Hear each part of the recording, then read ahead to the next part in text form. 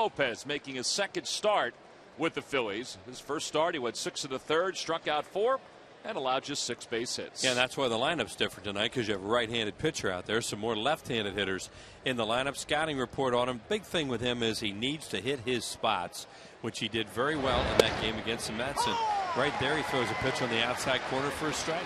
His fastball there about 89 miles an hour, and he has good movement on it. At least he did in his first start against the New York Mets. And a little number left of the mound. This is going to be a tough play. Lopez off the hill, and they're not going to get the speedy Dickerson. So he gets a swing and bunt and an infield single to start this ball game. Well, it's time now for our Key State Chrysler Jeep Keys to the game. Another unseasonably cool night here in the month of July in Philadelphia. Well, can that strong starting pitching continue? We'll see. Lopez got it started last Friday and try and shake off. That's just a bad loss last night. It wasn't a tough loss. It was a bad loss because they know they had a lot of chances to put that game away early. Yeah, only 1 base hit for the Phillies last night with runners in scoring position. Here's Jerry Hairston Jr. Overall batting .258 on the year. And he takes the first pitch fastball inside. 1 ball and no strikes. Hairston has a 6-game hitting streak.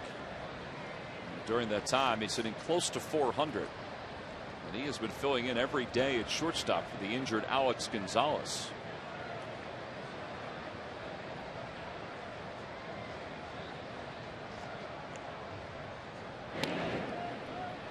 Dickerson with 5 stolen bases this year. He's been caught just 2 times. And Lopez knows that, and he's trying to keep him close over at first base.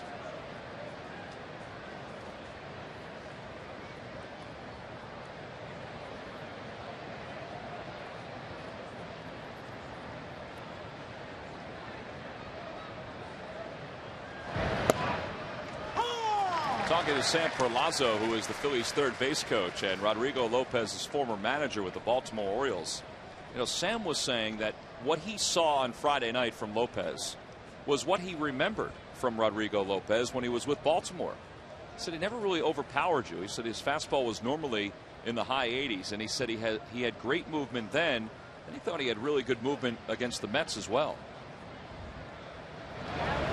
Well, he hit his spots, you know, like right there. He's trying to pitch inside. He jams some hitters, uses changeup effectively to left-handed batters.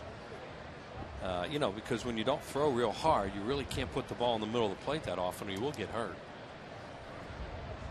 Well, Sam said he was interested to see how Rodrigo was going to pitch tonight because he was wondering how much of Friday's performance was based on adrenaline as far as his speed goes with his velocity. He's behind 2-1 to Hairston. Another quick toss over to first. On the Toyota Major League scoreboard, it was getaway day around baseball today, and the Marlins salvaged their 3-game series with the Giants. They defeated San Francisco 7-0. Chris Volstead pitched a complete game, struck out 6. And the Atlanta Braves, that was a tight one, but they wound up getting a couple runs late and defeated the Cubs 4-1. Rafael Soriano got the save in that ball game. So the National League East with those 2 games looks like this coming into play tonight for the Phillies. They're a 1.5 up over the Marlins, 3.5 up over Atlanta. And the fading Mets are at 4.5 games back right now in the National League East. Mets will have Oliver Perez on the mound tonight. That'll be an interesting start for him and for the Mets. Yeah, against Hiroki Kuroda. 3-2 the count to Jerry Hairston Jr. Yeah, they didn't run on that 3-1, and now they go to 3-2, and this will probably be a running count. It kind of looked like Dickerson was going to start there, and then he threw the brakes on. There's Joey Votto waiting on deck for the Reds. Votto scored the winning run in last night's game in the top of the 9th inning after leading off the 9th with a double against Brad Lidge.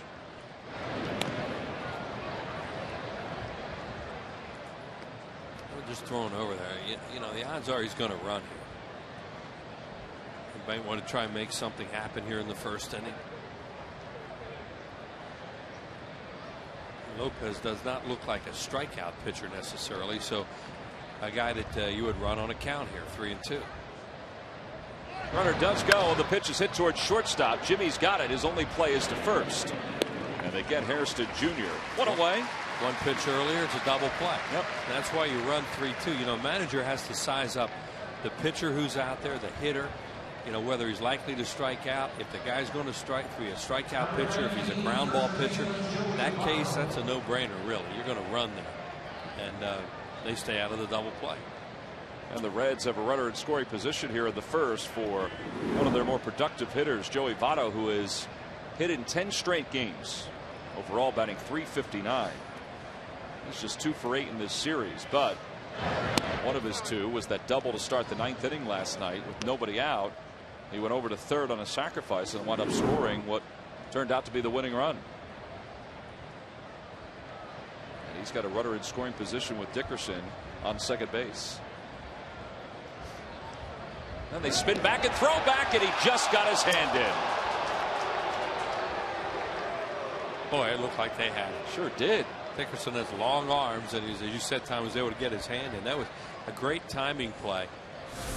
Watch what Jimmy Rollins does. Well, you can't see. He probably put his glove out, came in. He just got his left hand back in there. And he tags him on the shoulder right there. And according to Jerry Meals, got his hand in.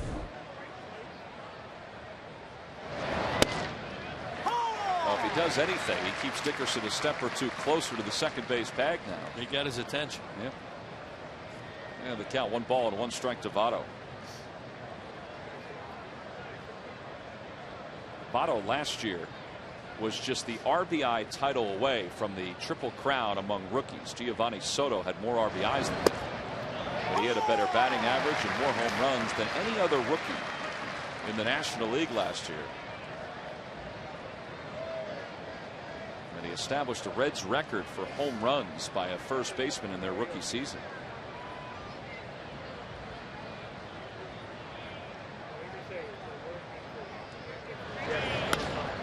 Little looper toward left field. Dobbs on the run, and he's there. Makes the catch, and that's the second out. That's a good breaking ball he threw there. He threw him a lot of fastballs, those tailing, running type of fastballs that you start out a left-handed hitter. And they threw him a little back foot slider and got him to pop up. Here's Phillips, got a high fastball out over the plate and hit it into the seats in right field. And then that pitch, I think Happ said he was trying to get it in, and he didn't. And he hit it in the flowers. He didn't crush either one of those, you know, those kind of home runs. And, but to his credit, he hit 2 home runs. That's all that Happ gave up last night. And now he has 13 home runs of the year to go along with 56 RBIs. He's got a runner in scoring position with 2 away.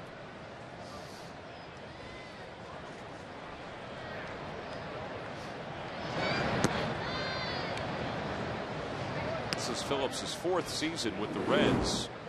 Originally drafted by the Montreal Expos. He's had a good year against the Phillies with 3 homers and 9 RBIs. Wheels mentioned during the outset of the telecast, one of those home runs was a 3-run shot against Joe Blanton. Now that was a long one. That was an upper tanker in Cincinnati. On the outside corner, that came back nicely. And it's 1 ball and 1 strike now to Phillips.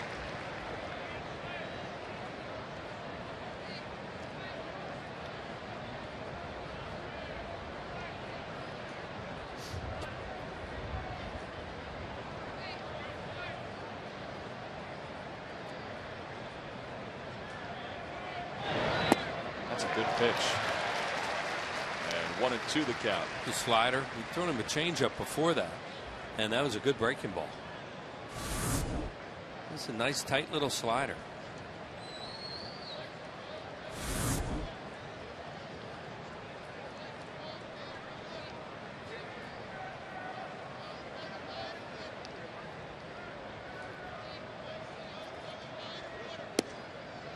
Lopez now 33 years old.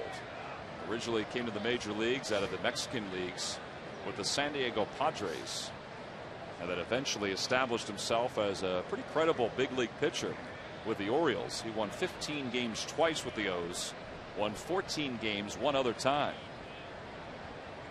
As the count even 2-2 to Brandon Phillips. And a nice play by Bacco to keep the runner at second. The count is full, 3-2. Paul Bacco caught Friday's game when Lopez was on the hill, so after some debate because Carlos Ruiz was thought to be in the lineup to start the day. So he decided to put Baco in there and maybe make Rodrigo Lopez feel a little more comfortable. There's Carlos. On the inside corner, called strike 3. Oh, that's a heck of a slider by Rodrigo Lopez. First strikeout of the night. He strands a runner in scoring position. So Lopez gets out of this first inning. We head to the bottom of the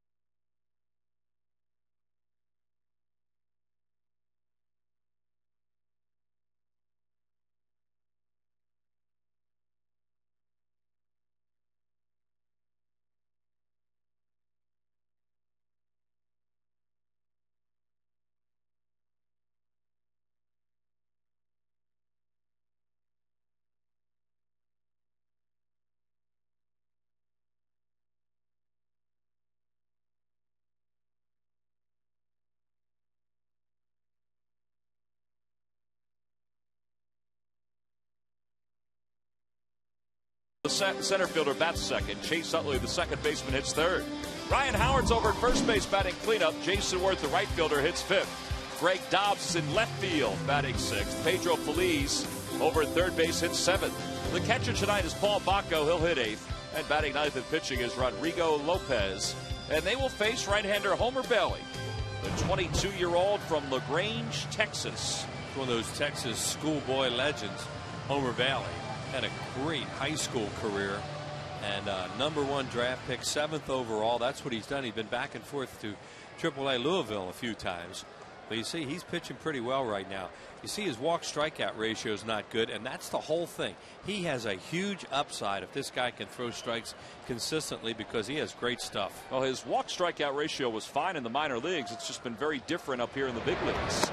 Well, the Phillies have seen him twice in this ballpark, and he struggled with his command in those games, and they got a shot at him and got him two times. That's the whole thing with him. He throws strikes. Look out. Well, he's behind against Jimmy Rollins, 1 ball and no strikes, make it 2-0. Jimmy this year hitting .224 with 7 home runs and 33 RBIs. He was 1 for 5 last night to extend his hitting streak to 6 consecutive games. And on this homestand overall, he's hitting .450. And that's it for strike 1.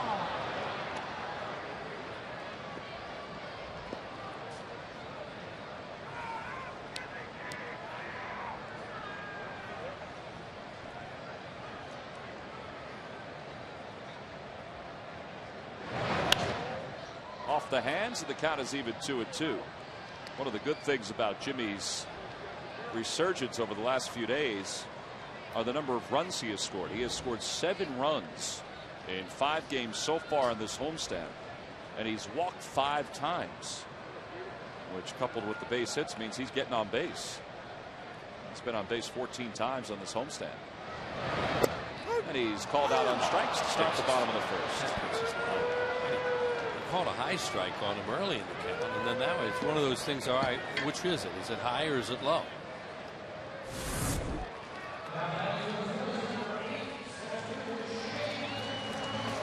And you see, when you see the catcher flick his glove up in the air like that, you know he thinks it's low. But he got the pitch for him. That's all that matters. Well, the first pitch or the second pitch of the at bat for Jimmy looked like it was in that same spot, and it was called the ball. Now Shane Victorino's the batter. Shane takes one low, 1 ball and no strikes. Now from that angle, it looks like it's right across the knees, but Well, Wheels is talking about Hernandez did lift that glove up to try to frame it. He did a good job with it. See what he just did with his hand? Yeah. That was the point I was trying to make. He had one earlier in the count that he thought was high, and then he had one that thinks low. Now, normally with umpires, they're high ball umpire, low ball umpire, and the players just want to know, okay, where are you going to be tonight? So it was kind of hard to tell there. Shane was 1 for 5 in last night's ball game. You saw his numbers on this homestand. And the count 2-1 to him. But they're doing what you should do with Homer Bailey, and that's trying to be a little bit of patient here at the beginning of the game. To Bailey's credit, he came back and struck out Jimmy Rollins. Now he's behind to the second hitter.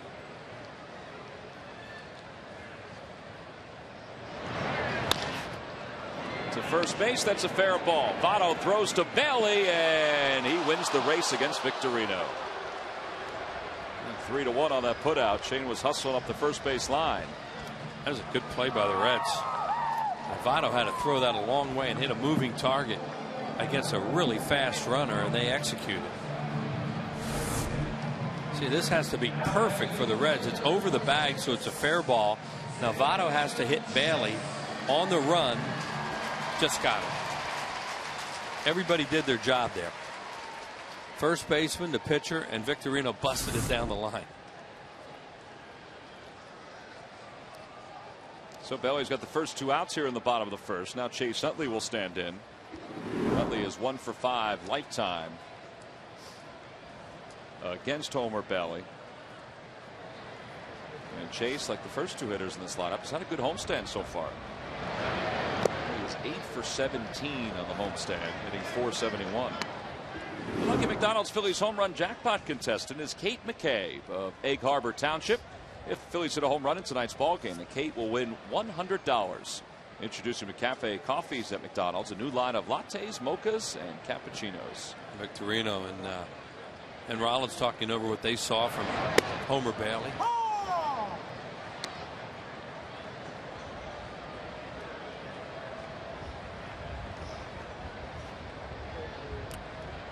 Figure you're from Texas if you're named Homer, huh?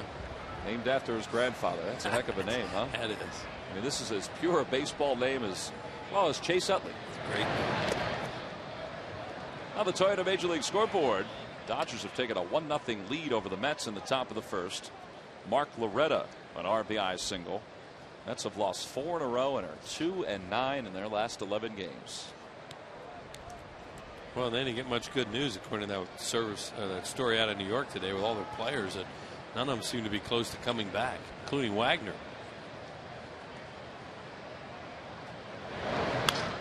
2-2 the count to Utley. Billy had said that he was hoping to be back sometime in early August. But it looks like he's going to have to push that timetable back a little bit.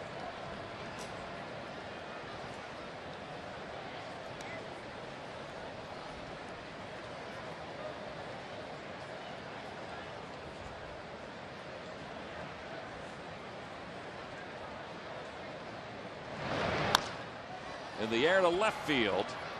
Lance Nix comes dancing in. It's not deep. And it's a 1-2-3 first inning for Homer Bailey. So the Phils are retired in order here in their half of the first. We've played 1. No scores. We go to the second.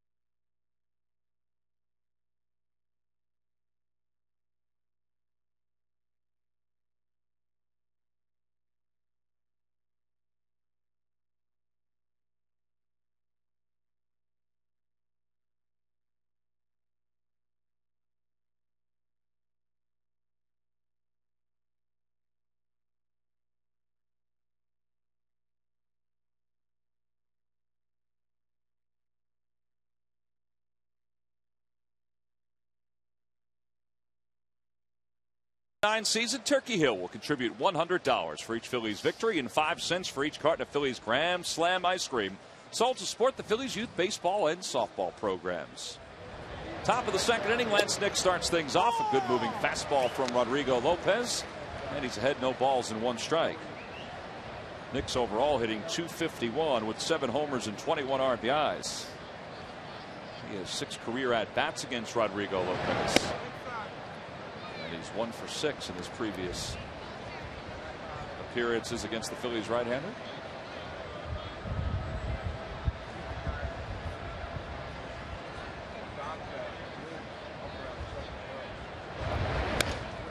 Hits that one toward first. That's a fair ball. Ryan will take it to the bag himself.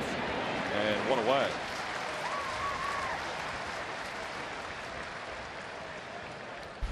Ramon Hernandez, well, he had the game-winning base hit in the 9th inning, as it turned out. Yeah, Brad Lidge threw a slider there, and it threw it right in the middle of the plate, and Hernandez whacked it into center field. Joey Votto scoring there, and Cordero came in, got the Phillies out in the bottom of the 9th inning. The Reds, that was a heck of a win for them last night. You figure they got blown away Sunday at home, Monday here, and we're down 3-0 with the bases loaded, nobody out in the 3rd, and they survived. And if you're on the Red side, you have to think that was a little character builder last night. Particularly because they really didn't burden their bullpen, which had been so overused the previous 2 games, too. Well, Harang did what a veteran pitcher has to do. He just sucked it up, and then he started getting people out, and he gave them innings. So here's Hernandez. That base hit last night in the 9th inning, the only hit of the series so far for him. And the count, no balls and 1 strike to him in this at-bat. Overall, he's hitting .250 with 5 home runs and 34 RBIs. And there was a time when he caught Rodrigo Lopez when the 2 were in Baltimore. In fact, they spent some time getting together before game 1 of this series behind the cage during batting practice.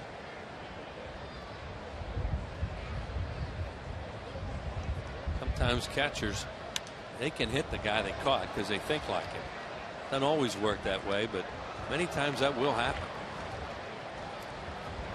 Now the home plate umpire in tonight's ball game is Ron Culpa. Dale Scott, the crew chief, is over at first base. Jerry Meals is at second, and Mike DeMuro is over at third. Jerry Meals, the second base umpire, has gotten the wrath of the fanatic over the last couple of days. In a good way. Well, some of the umpires will go along with the fanatics' shenanigans. Some of them don't particularly care for it. There's Dale Scott, the crew chief. But it's always fun when they do have a good time with it. One of the best, of course, was our old pal, the late Eric Gregg. He really had a good time with a fanatic.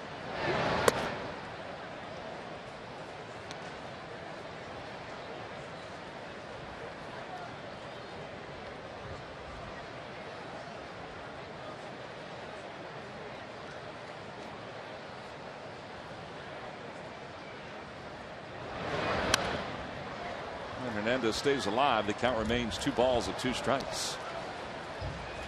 Staying away from him for the most part, and it looks like Hernandez just keeps looking out there. Whether or not he'd come in now 2-2 and maybe worry about going to 3-2, we'll see. But it looks like everything's away and he's looking out there.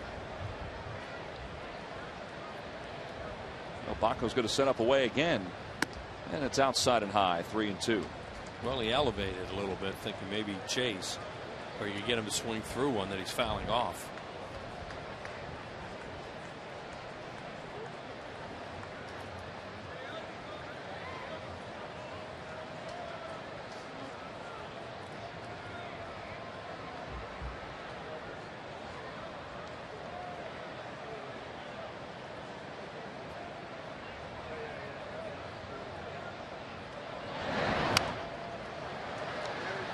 Another foul ball, and again the count remains 3-2. Lopez, when he was down at Lehigh Valley, was 5-4 with a 3.91 ERA. What earned him the spot with the Phils was his last 3 starts before his promotion. He had a 3-0 record and an ERA of under 1 during those 3 games. And he gets Hernandez, who can't hold his swing. And there's out number 2, strikeout number 2. And Hernandez has a few words for Ron Culpa. It's time now for our Geico quote of the day. And it comes from Charlie Manuel on Rodrigo Lopez. He's kind of close to where he was at when he was really successful. His velocity is a little bit down from where it was, but not much. He's still got a good little sinker, and he's got command. 15 minutes could save you 15% on car insurance. Visit us at geico.com or call 800-947-AUTO. And Jay Bruce takes a fastball on the inside corner, and it's 0-1. And I'll tell you, tonight his fastball has even hit 90 and 91 miles an hour. Yeah, he topped off at 90 the other night. But it's all in his location. He threw a really good 3-2 breaking ball to Hernandez after all his fastballs away and sliders away and got him to chase.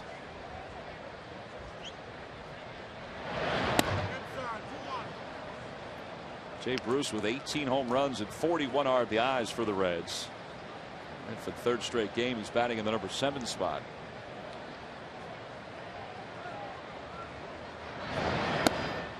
Got a slider over there behind in the count.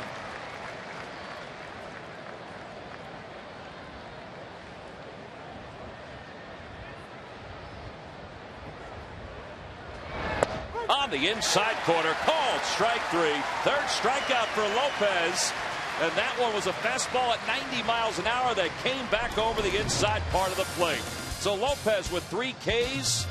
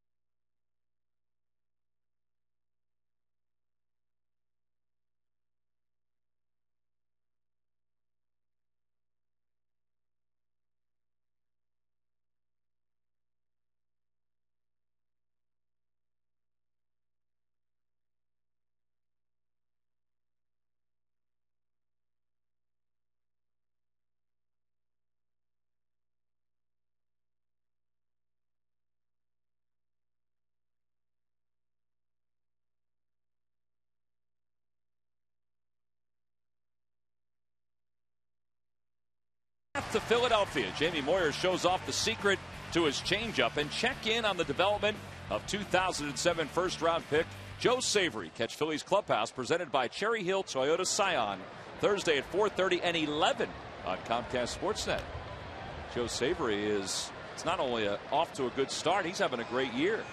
He's got 11 wins in 12 decisions for the Reading Phillies. In fact, it's turned out to be a pretty good staff. Drabek, Savory, Flandé. Here's Ryan Howard leading it off. Homer Bailey has fallen behind the first 4 hitters. Not that it's hurt him so far. But that's his MO, and that's when he gets hurt a lot because he walks batters, gets behind them. And they say he's starting to get past that a little bit. And he did that in the first inning. Came back and got hitters. 3-0 the count to Ryan. The Wheels mentioned Homer Bailey's antics in high school, and there's Jason Worth in the on-deck circle.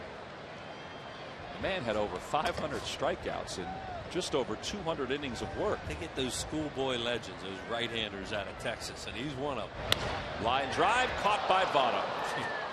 What are you going to do? Yeah, Ryan hit it hard, getting the green light with the count 3-0. And Votto was tucked right over by the line. Another gorgeous night here. Big crowd in the ballpark. And I'd like to do a shout out to our old buddy Ray Kreis, who was a ticket manager at the ballpark in the Vet, Connie Mack Stadium. A little bit over here in a part-time role. And, you know, right around this time of the year, he moves up a year. I don't know when it is, but he's going to be 89 pretty soon. So we just want to say hi to Ray and from all of us around here, thank you so much for all you did all those years for us. When our tickets, we would forget to leave tickets and run down. I need two.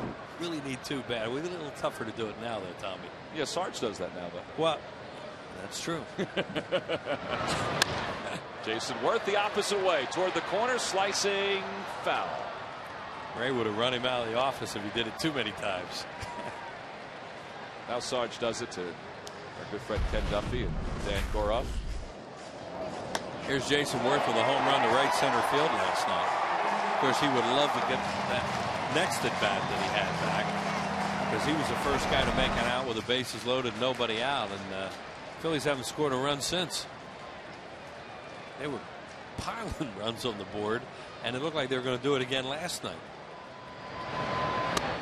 Well, it's the first batter that Bailey's worked ahead of, and a count 1 ball and 2 strikes.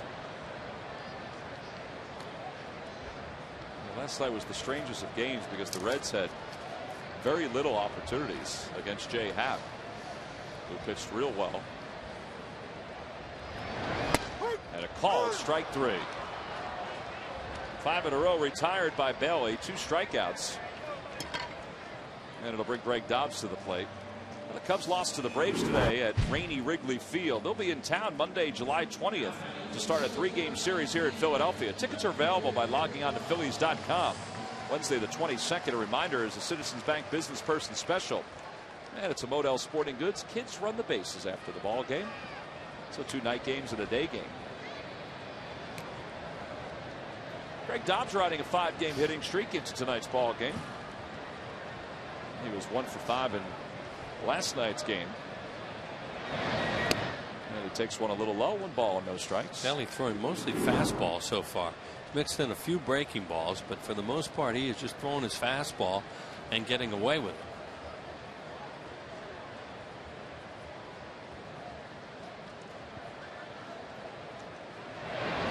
There's a breaking ball and a curveball, looked like. A difference of 20 miles an hour between his curve there and his previous fastball. Well, that's about right too. His slider should be around 10. Change up 10, but a curveball can be as much as 20. 2-1 the count. Well, the Reds have been waiting for Bailey to get to the big leagues and to establish himself as a starting pitcher, despite the fact he's just 22 years old. He was a first-round selection, 7th overall in June of 2004.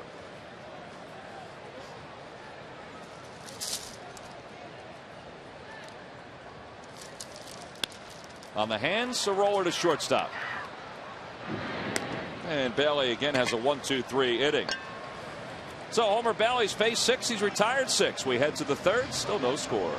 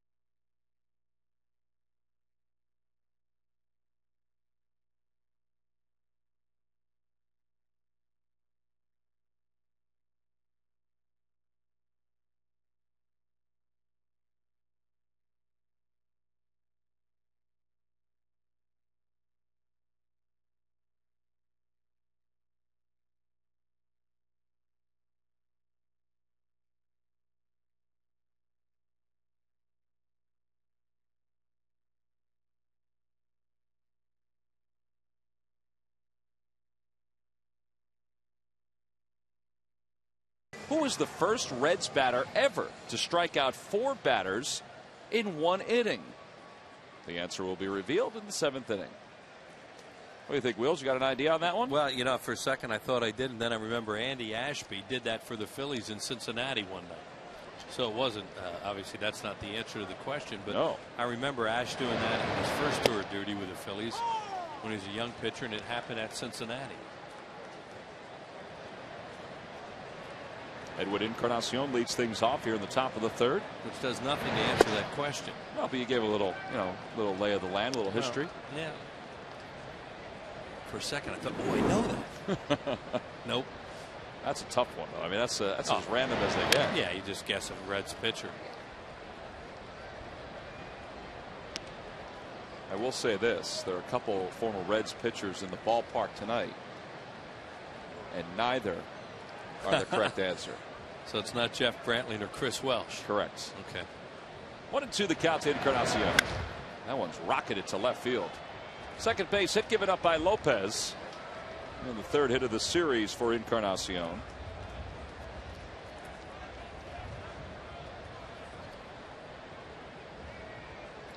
Well, talked about that pitch he threw to Bruce, and that was that running, tailing fastball. You see, that's a classic 2-seamer right there.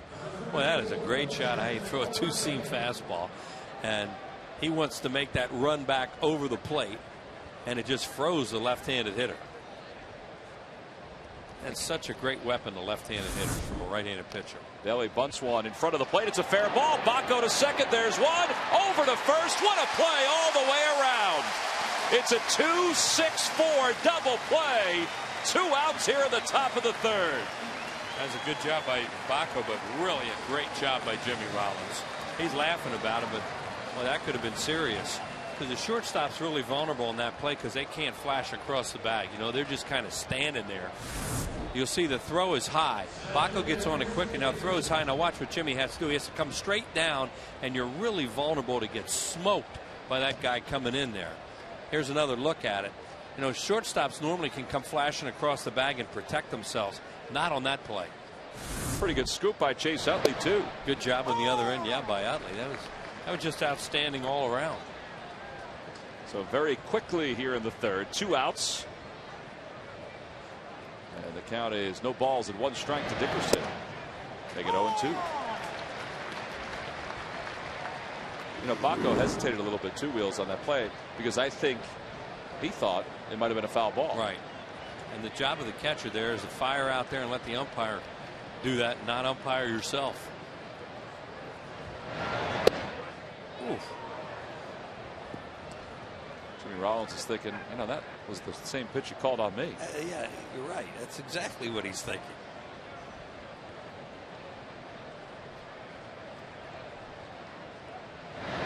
On the inside corner, called strike 3. He took a little more off that tail of the fastball, and he got it on the black, and the inning is over. 4 strikeouts now for Lopez, and he has gone through the first 2.5. He's allowed a couple of base hits, but he's picking up some strikeouts.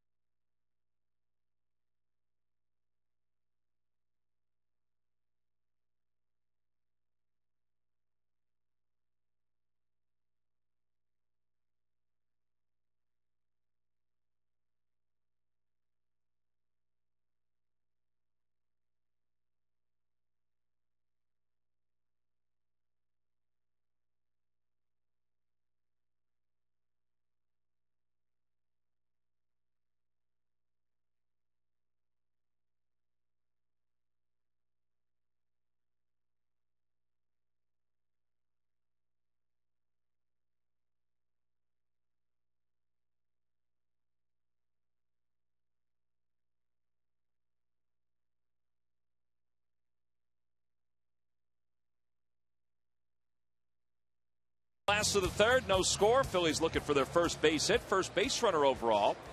As we start the bottom of the bottom third of the order is due up.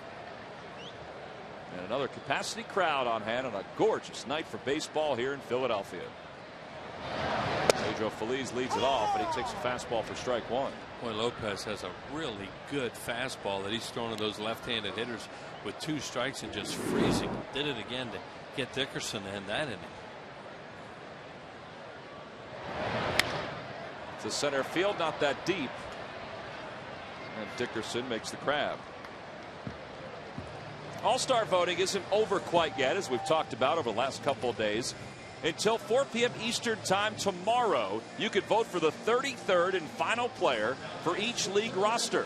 Go to Phillies.com, cast your All-Star Game final vote for Phillies outfielder Shane Victorino for the final NL representative for the game in St. Louis. Vote at Phillies.com. And WIP here at Philadelphia, one of the radio stations, is having a contest where they have 3 contestants who are nonstop around the clock here at the ballpark, just constantly voting for Shane. I think I read where they're up to 22,000 votes between the 3. That's Paul Bacco. They looked pretty good last night after the game. They look a little peaked today.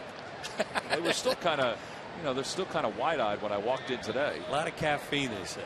I said, Tom, you going to get us on TV tonight? Well, they are working. I spent some time talking baseball with them after the game last night. I guess that kind of, either kept them awake or put them to sleep. I don't know.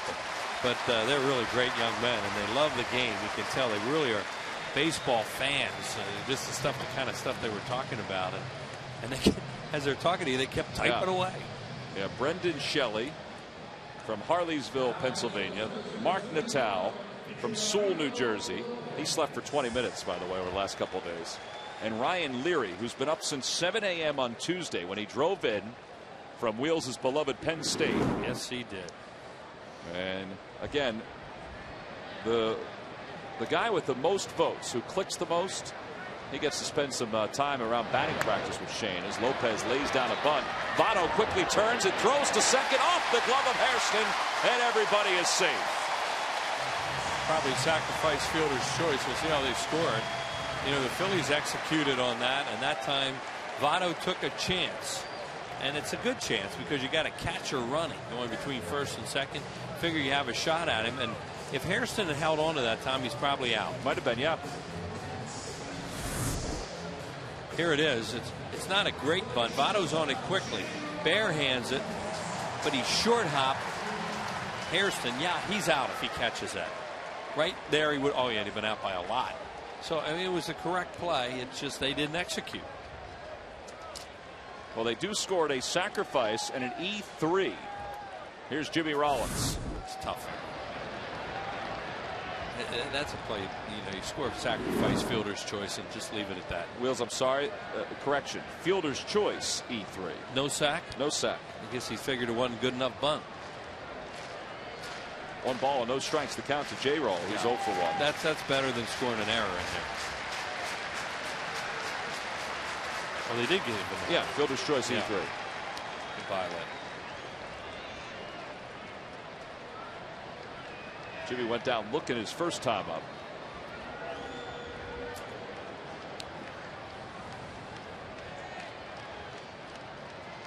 And a turn back to second.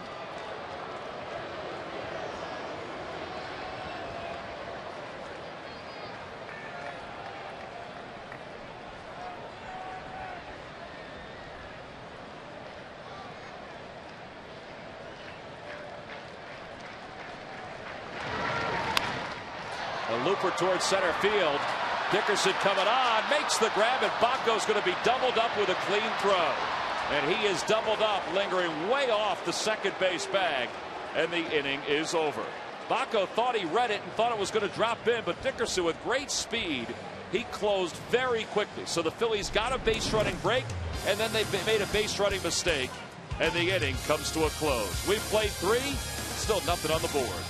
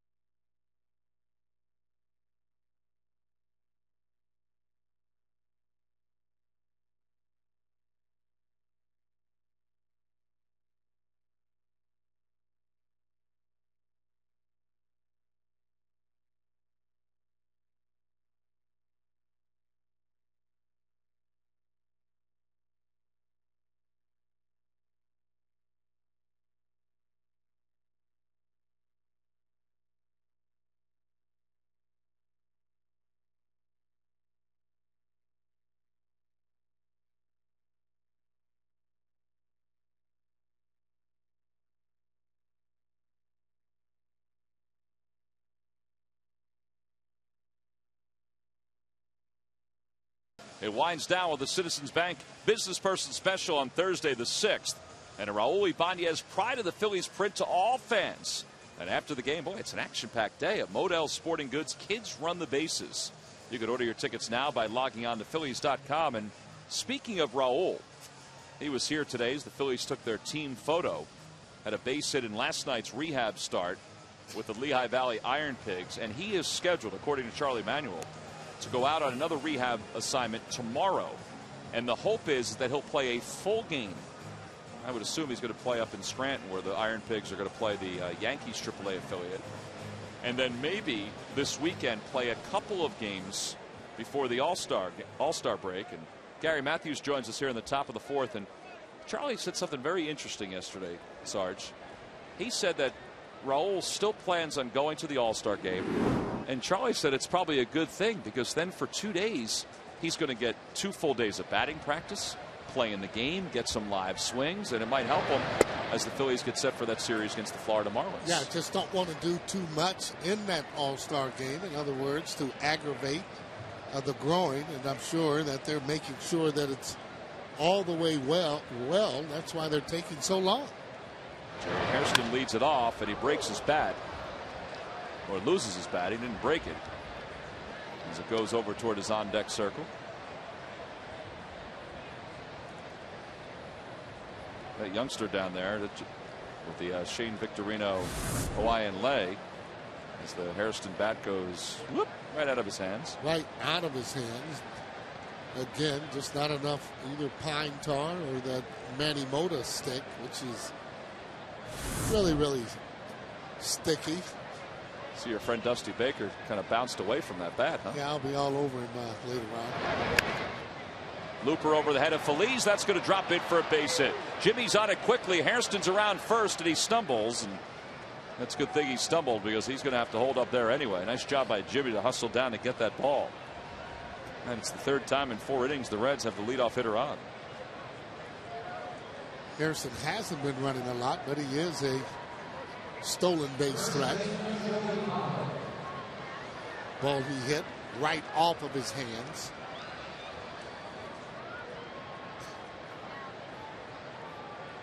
Joey Votto's 0 for 1. He flying to left his first time up.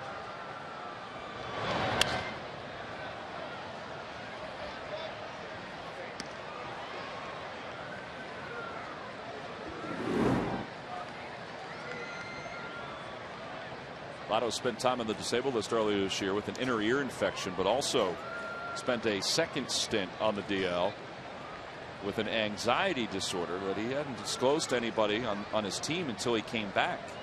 And we heard that a few different times this year with Dontrelle Willis of the Detroit Tigers, Khalil Green of the St. Louis Cardinals. All 3 spending time on the disabled list with the same kind of disorder.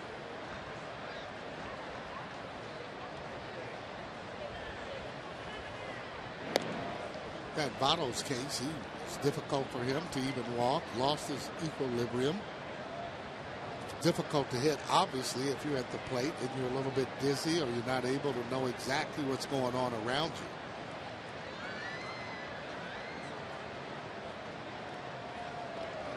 A quick throw over, and Hairston's back diving.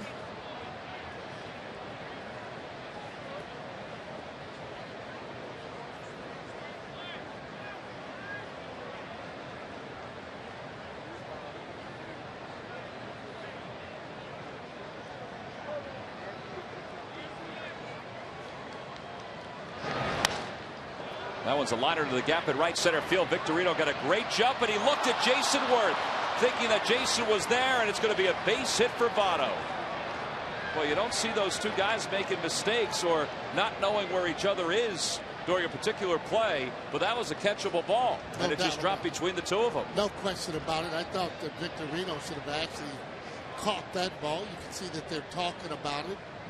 Now that ball, I think too, though, for Victorino, the ball hitting off the end of the bat started to go toward Worth. You can see how either one of the guys there, and I'm saying Victorino's the closest to that ball, and that ball should have been caught, definitely. What's the rule of thumb, Sarge? Center fielder can get everything he can get? Oh, absolutely. That's exactly the way that it goes. So now the dangerous Brandon Phillips is ahead 1 ball and no strikes in this at bat, with nobody out and runners on first and second here in the top of the 4th inning.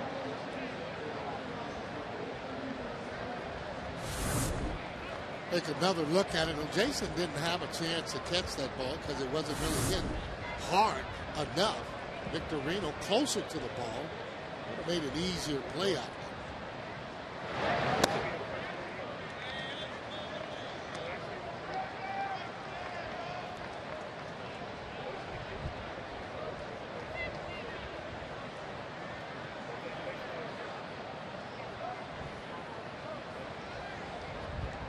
Looking for that ground ball someplace. Be able to turn that double play. Well, 3-0 the count now to Brandon Phillips. You see he's trying to pitch him really careful, knowing that he does have power to right field and also to left field. He's a fastball hitter. That's why he got that breaking ball in the hitter's count.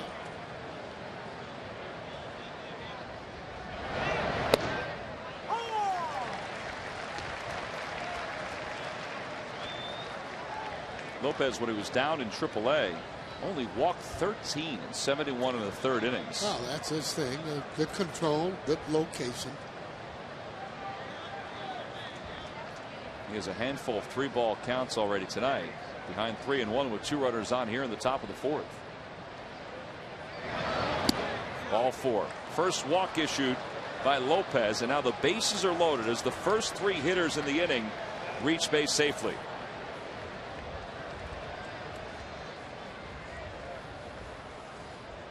And that drop in right center field is looking even bigger at this point. Well, you can see, though, that he wasn't as aggressive to Phillips on that. He would have been more aggressive, providing that runner would have been on first base as opposed to scoring position. That's a good point. Sometimes you forget that it's a drop, and that's glaring enough, but it changes the entire complexion of the inning because of the way the pitcher throws. No question about it. Lance Nix now the hitter. He grounded to first his first time up. The Phillies play for 2, and Lopez works ahead, no balls and 1 strike. Lance Nix had a few good years with the Texas Rangers. That's why those numbers are where they are with the bases loaded. Very aggressive hitter, fastball hitter. You saw him chase a low sinker.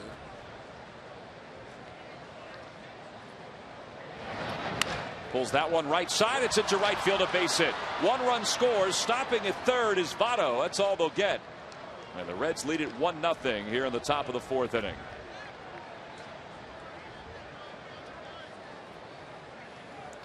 And still nobody out. Well, he got the ground ball that he wanted.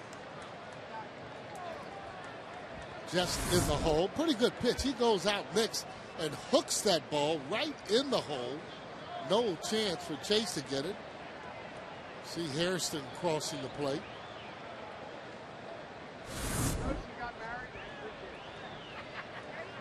And the Reds now with 5 hits in the game, 3 of which have come here in this inning. I would imagine the Phillies will still set up to turn 2. Oh, yeah. Get some outs here at the top of the 4th inning. No, it's still very early in the game, and don't want to play the infield in. You want that. You'll trade a run now for 2 outs. Got a guy in Ramon Hernandez who has grounded into 6 double plays this year. And Lopez works ahead 0-1.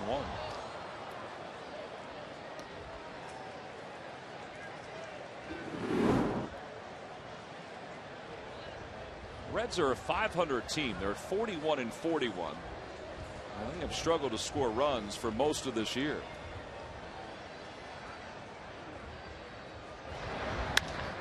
To right field. Tagging at 3rd is Votto. Worth comes under it, makes the catch. And the throw coming to the plate over the head of Howard. And it's a sac fly, and Votto slides in safely. It's 2-0 Cincinnati. Yeah, he got away with that one there because, again, that ball that was thrown by Worth should have been thrown to second base. And I'm saying that simply because Again, you didn't want the runner to advance. Nick's not running. That's bad base running on his part. You see that ball that's going over that first cutoff head, that's your cue to take off and go to second base. Take a look at the throw and see how high the throw is. When that ball's coming high there, see how high that ball is there, there's the runner at first. Now he should be gone. As soon as that ball's up, and maybe he thought that maybe Howard was going to jump up and catch that ball, but should have been on second. Broken bat, Looper, foul territory. Feliz on the run, can't get there. I thought Pedro was going to be there to make that grab. Yeah, remember too though, when that ball is hit by that left-hander, you're going to get that ball slicing away from him. And that's exactly what the ball did. That's one of the reasons he wasn't able to catch up with it. Well, the top of the bat went all the way past Ryan Howard at first base. That broken bat. Bruce is 0 for 8 in this series. Lopez got him looking on strikes his last time up. Trying to get a double play ball here and get out of this inning.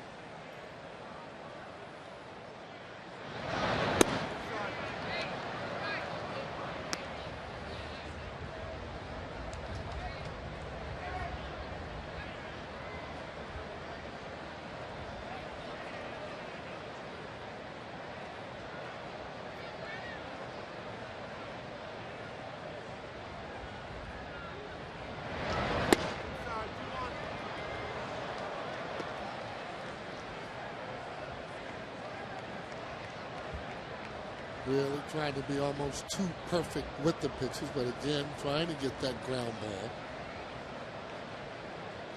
Want to keep it in, don't want him to get his hands extended.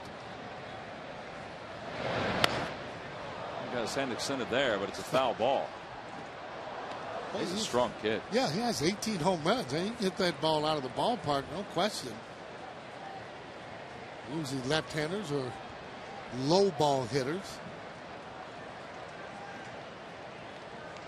Phillips on third, Nick's on first base with one away. 2 runs are in here in the top of the 4th.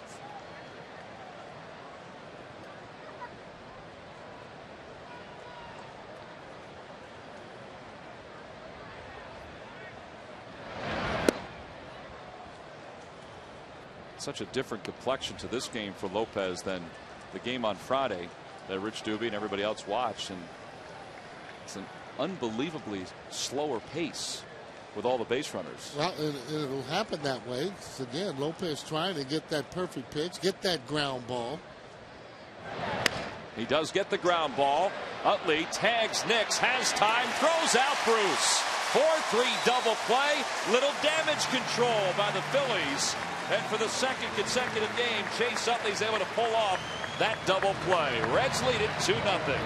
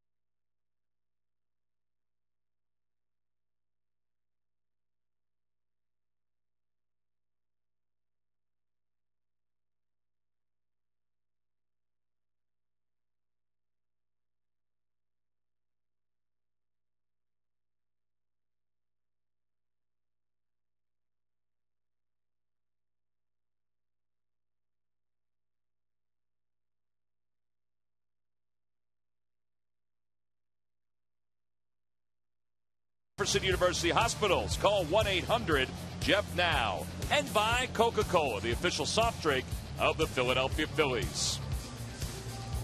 Capacity crowd on hand tonight on a beautiful night for baseball. The Phillies and the Reds, Game 3 of this 4-game series. And Rodrigo Lopez got the double play he wanted thanks to the heads-up play by Chase Utley. And Chase got his bearings, Sarge, here, and threw out Bruce. Yeah, almost tripped on that. Nix has got to stop on that and try and get in the rundown. He just ran right into the tag. So now the Phillies have to come from behind against Homer Bailey. There's Chase waiting on deck. Shane grounded out his first time up. Curveball rolled right side. Shane's got a chance to beat this out, and the throw goes right past Bailey. It's like Votto didn't think he had any chance to get him. He just decided to flip it into the vicinity. Yeah, he wanted to try and lead him on that bang bang play. One of those plays, either a good play or a hit for me. See how they score that. Again, I say a hit because of the speed that Victor Reno has, and he makes it a difficult play. Boy, no chance at all. Votto just flipping that ball over. It would have been bang bang even if he did have him, I think, if he had thrown it toward the bag. Well, second race of the day for Victor Reno. He lost the race with Homer Bailey his first time up, wins it there. So Shane's on first. Chase Utley is at the plate. By the way, Shane hoping to join Chase at this year's All-Star game. Ryan Howard and Raul Ibanez. Takes his lead off first. First pitch is high. Phillies and Tigers have kind of teamed up to try to get the word out to vote for Brandon Inge and Shane. They're calling the campaign Gran Torino, based on that movie Gran Torino with Clint Eastwood. Brandon Inge is leading. As Victorino goes, pitch is taken low. The throw to second's high, and Victorino's got a stolen base. 14th stolen base of the year. And he's in scoring position. Yeah, what a great jump. Not too much that Hernandez could do there. Still got to play the game. Look, he's off and running.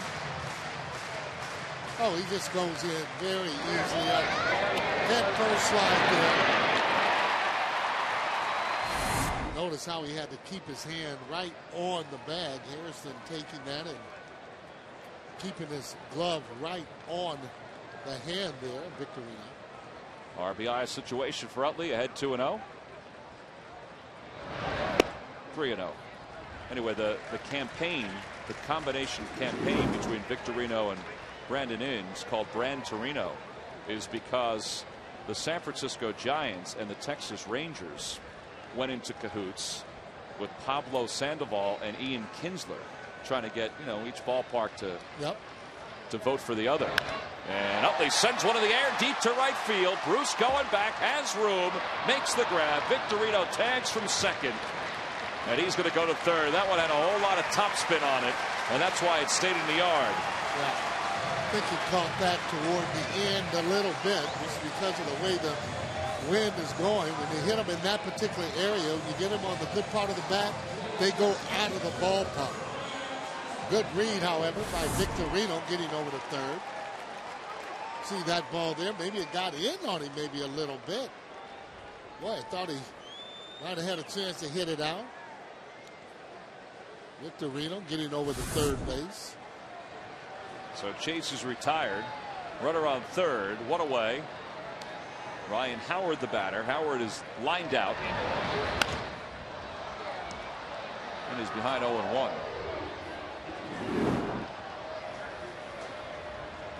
There's no secret. Bailey coming at him with fastballs. A little bit of a changeup. Haven't proven, however, he can get the breaking ball over the plate. So you're only looking at 2 pitches. And mainly the fastball. There's the fastball. He shoots it the opposite way. And he's going to drive home Victorino. Ryan Howard with his 63rd RBI of the year. Phillies are on the board here in the bottom of the 4th inning. That's why I say you kind of continue to play the game, and they have a running game. Victorino doesn't run, he gets a fly ball, and then that base hit, not able to score. Got in scoring position, and if you're gonna make it out, and Chase Utley did, it's a good out. This is a fastball. He's, well, inside kind of out that swing. He was going that way. Good hitting by Ryan Howard, hitting that ball to left field. Didn't try and pull it. And that'll bring Jason Worth to the play with a runner on first. Ryan only had a couple step lead off the first base bag.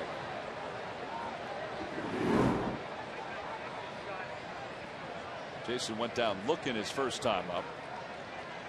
How about his numbers? He's on pace for 30 home runs and 100 RBIs. Now, there's one of the first breaking pitches that Baylor's gotten over, or Bailey's gotten over for a strike. Yeah, that's a slider, and that's up in the zone. Those are the ones that you want to tattoo. It's coming middle in. Jason striking out the first time and got caught looking.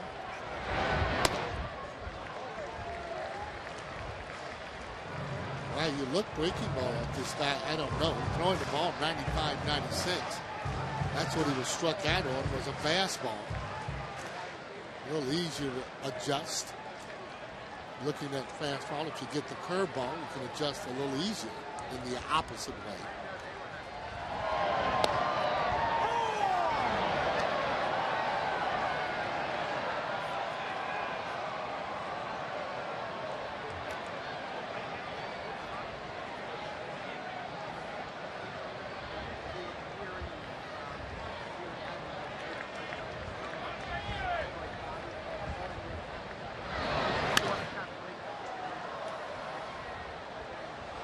Stays alive to count 1-2 to Jason. He was 1 for 3 in last night's game with a home run. Also had a couple of walks. He has reached base safely in 14 straight games during that span. He has 13 hits and 16 walks. Well, he knows he has been able to walk. Usually works the count. And he works at even 2-2. Well, doesn't swing at a lot of bad pitches, but when he does, it's usually that high fastball that's up in the zone, and they will get 2 strikes on him and try and elevate the ball and hope that he swings at one that's out of the zone.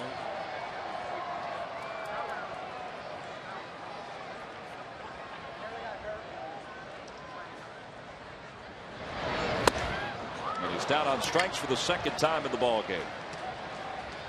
That's 3 strikeouts now for Bailey, and I can gas it up a little bit. I mean, that one is in the mid-90s. Fastball up in the zone. You notice that was a low target, however, by Hernandez, and he got it high. He gave him a high target the last time, and he threw it almost over his head. Adjustment by Hernandez.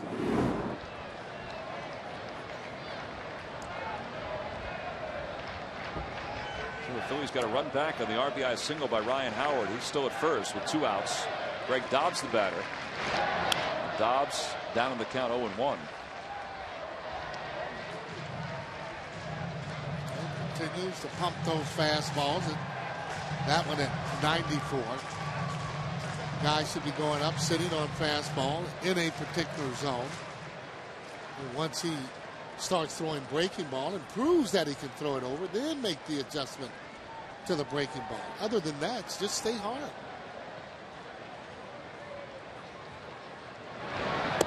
It's not often that a guy can go through an entire major league game just throwing fastballs. Well, just again with movement on his fastball, he's thrown a little harder than normal, but major league hitters should be able to catch up to balls that are 95 or so.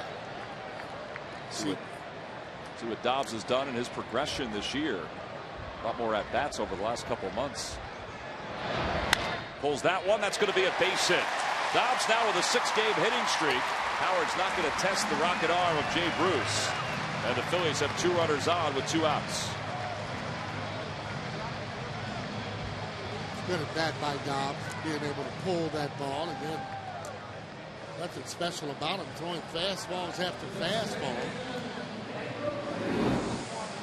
Once he's able to consistently get the breaking ball over and maybe starting hitters with breaking ball. Look at this pitch there. Look at the changeup that he actually pulled in the hole. So 2 runners on for Pedro. He's 0 for 1.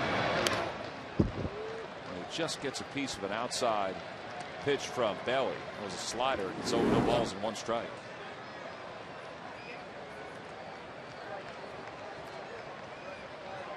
Pedro's numbers with 2 outs and runners in scoring position. Just a couple hits in his last 15 at bats in this spot.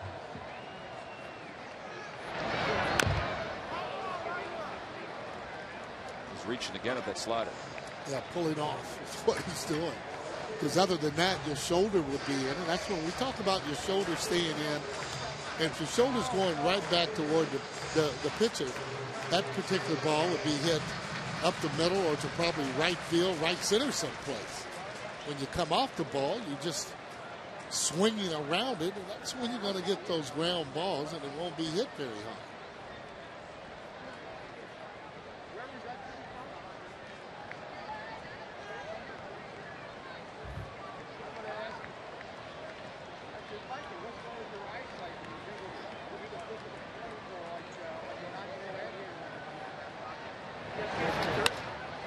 To the gap in left center field. Dickerson is over, and he'll float under it to make the grab, and the inning is over. So the Phillies get 1 back.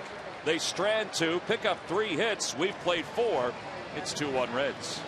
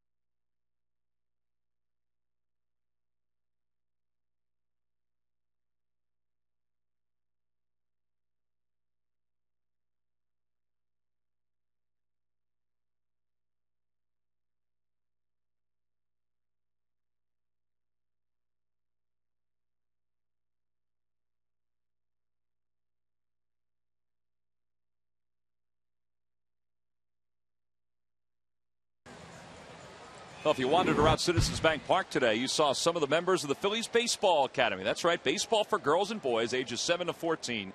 Softball for girls ages 9 to 14. A lot of locations, number of weeks to choose from. You can log on to PhilliesCamps.com or call 610-520-3400. You get a Phillies uniform. And again, as you saw today, if you came to the ballpark, a trip to Citizens Bank Park. Edwin Encarnacion swinging at the first pitch. Chase Utley camps under it. 1 pitch, 1 set aside here in the 5th. In fact, Sarge, today, those young fans at the Phillies Baseball Academy came to the park. They were out on the field doing some clinics and also had the pleasure of hearing from Matt Stairs during the course of the day. Really? Was he talking about hitting, I would suppose? I would think he was talking hitting. As Homer Bell, he takes one up high. And they did indeed have their Phillies baseball uniform on. Red pinstripe pants and the red batting practice kind of top the kids were walking around with. Well, it had to be pretty neat for the kids because they're all about the same height as Mike Stairs would be. That's not nice. Oh, come on. To the middle, J-roll, nice play, spins, gets his bearings, and Bailey, well, let's just say he wasn't really hustling up the first base line, and he was an easy target. 2 away. Well, you would think you're right that he would be there a little bit sooner or closer to the bag, but maybe he's just a pitcher that just can't run. Ball hit up the middle. Seen J-Ro do this before. He's got such great range, and then once he gets it over there, you can see Bailey just now getting there. He's got to be quicker than that, doesn't he, You would Sarge? think. Somebody might have maybe stuck some rocks in his pocket or something because he was awful slow. Kind of throws hard for somebody that runs that slow. Yeah, well, yeah, he's got an equalizer. Squib shot, spinning toward J. Roll, off balance throw. Oh boy, what a play by Jimmy. That was not an easy play with the way that ball was spinning, and because Dickerson runs so quickly. A very fast inning for Rodrigo Lopez, thanks to J. Roll at shortstop.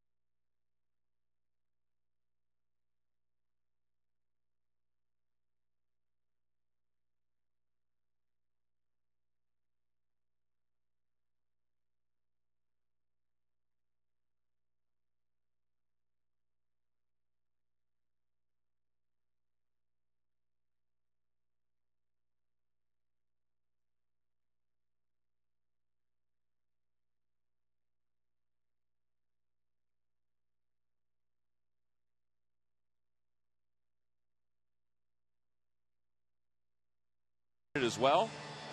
Let's hope it's like this weekend.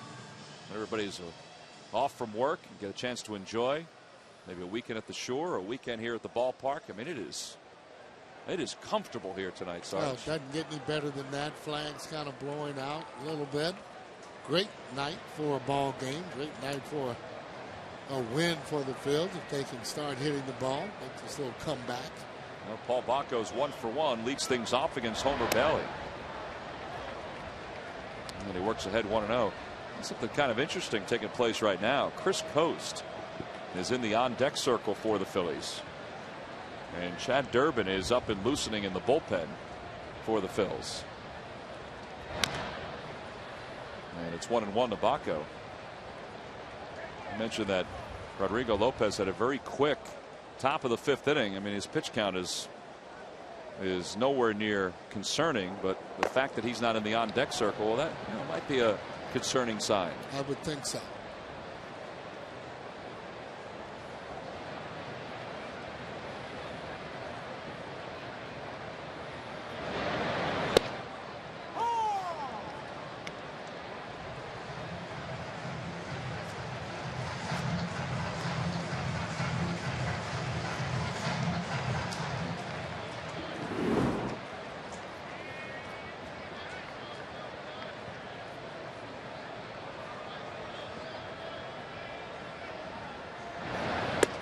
Bacco down on strikes.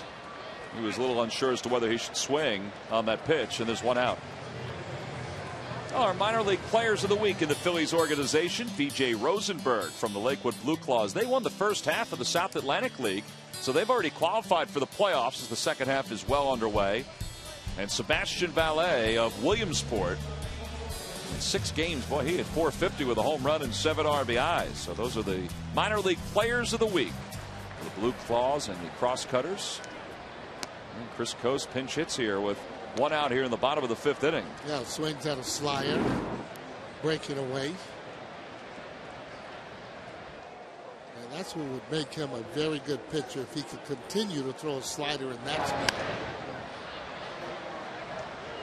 He's thrown more sliders over the last inning or so than fastballs. Yeah, that was a hanging slider, however, out over the plate. Coast does not have a lot of at-bats, hasn't been playing a lot. But those are the type of pitches you want to take advantage of when they're 85, 87 or so. High fastball. Woof! Got a little hair on it.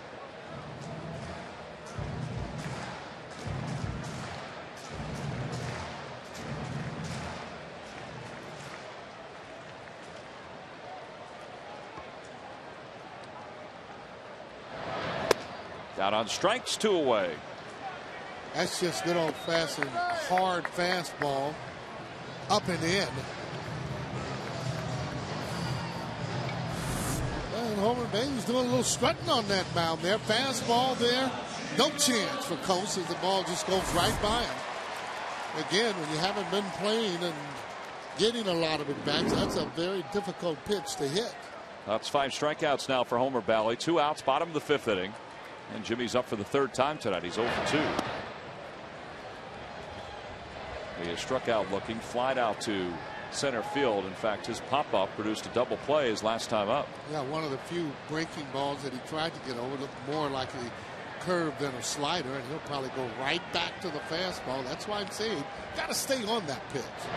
There is that fastball at 96 miles an hour. The reason that it's very easy to read, simple, because he's not consistently getting the fastball. I mean, getting the breaking ball over. The fastball he's been getting in pretty good locations, in and out and up and down.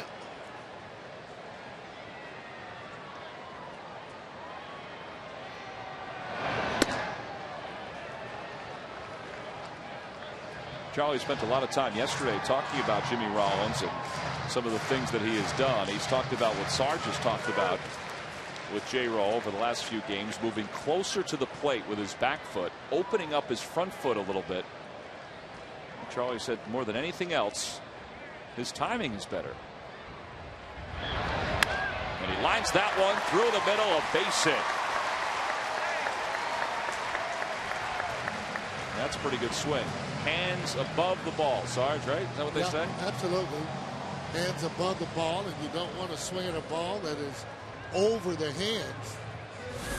That's pretty good hitting right there. Right up the middle there with the pitch coming up toward the outside part of the plate, as opposed to last night where the ball was out over the plate. He tried to pull the ball with the bases loaded. He's driving balls up the middle and hitting the other way. That average will start to climb and climb. Victorino reached on infield singles last time up. Is Jimmy's mindset here to get into scoring position? Oh, absolutely. No, they already have the time. We want to remind you that time is running out to vote for Shane Victorino. Voting ends tomorrow at 4 p.m. Eastern time to get him to the All-Star game. He is in a heated battle with Pablo Sandoval of the San Francisco Giants. You know, Shane has talked about the things that he has done to try to get the word out to vote for him. Calling his mayor from Las Vegas. He has a home in Las Vegas. His dad, Mike, a councilman. As Rollins goes, the pitch is taken for a strike. The throw is high, and J-Roll has a stolen base. Second steal of the night for the Phillies. 12th overall for Jimmy. Anyway, Shane's dad, Mike, who's a councilman over in Maui, has talked to a number of the mayors from the Hawaiian Islands. Had them get the word out to get the vote out on the Hawaiian Islands. And we talked about the campaign that the Phillies have put together with the Tigers called Brand Torino, trying to get Brandon Inge to represent the American League and Shane Victorino to represent the National League. And Inge is leading in the American League the last time we looked.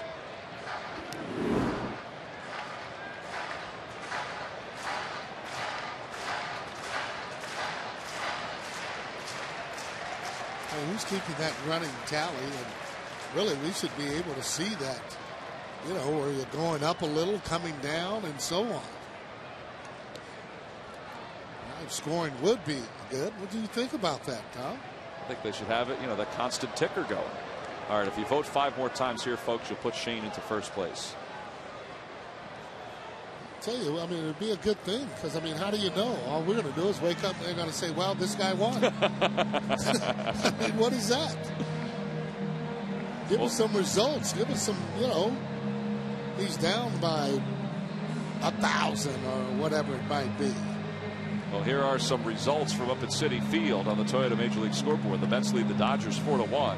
Jeremy Reed has 2 hits, an RBI, and a run scored for New York. Well, there is going to be an outfielder spot needed because Carlos Beltran is not going to be able to play this year in the All-Star game. So the National League is going to have to pluck, you know, either Matt Kemp or Shane Victorino to fill that spot. Kemp is one of the 5 that's up for the vote as well. 0-2 to Victorino. In the dirt, 1-2.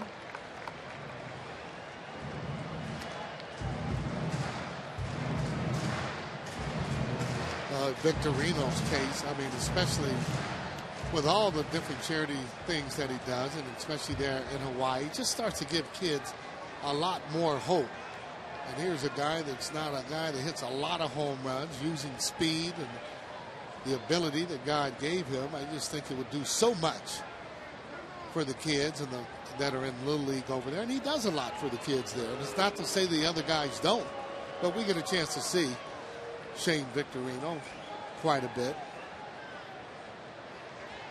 Well deserved. And really, Worth doesn't have bad numbers to talk about being in the All-Star, really. Jimmy goes, pitch is nubbed foul. Jimmy had that base stolen, but Shane with the pitch close couldn't afford to let it go by. Yeah, not a good time to be still in a base, though, however, with 1 ball and 2 strikes. What you do, first of all, that hitter sees something that is in his vision. Mike Schmidt was a big advocate of that, of not running, not a lot of movement when you were at second base.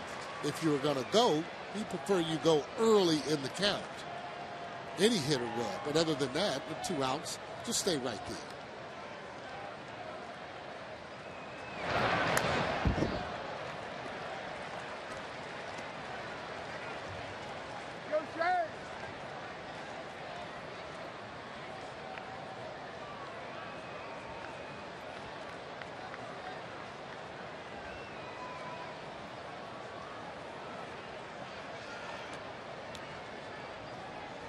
Jimmy goes again. Pitch is pulled to the right side. Nice friendly hop for Brandon Phillips. J-Roll was hustling all the way around the third base bag, but Victorino's retired to finish off the inning. Phillies strand a runner in scoring position. A new pitcher as we go to the 6th.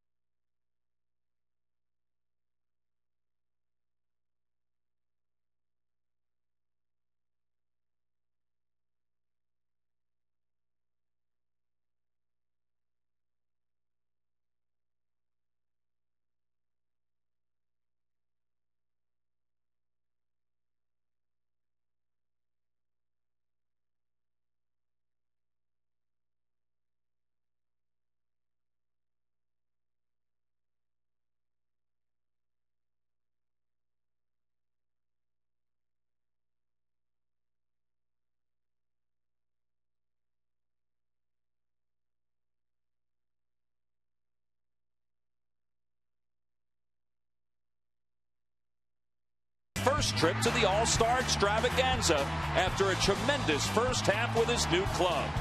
Finally, Ryan Howard returns for his 2nd All-Star appearance, and he will do it in his own backyard.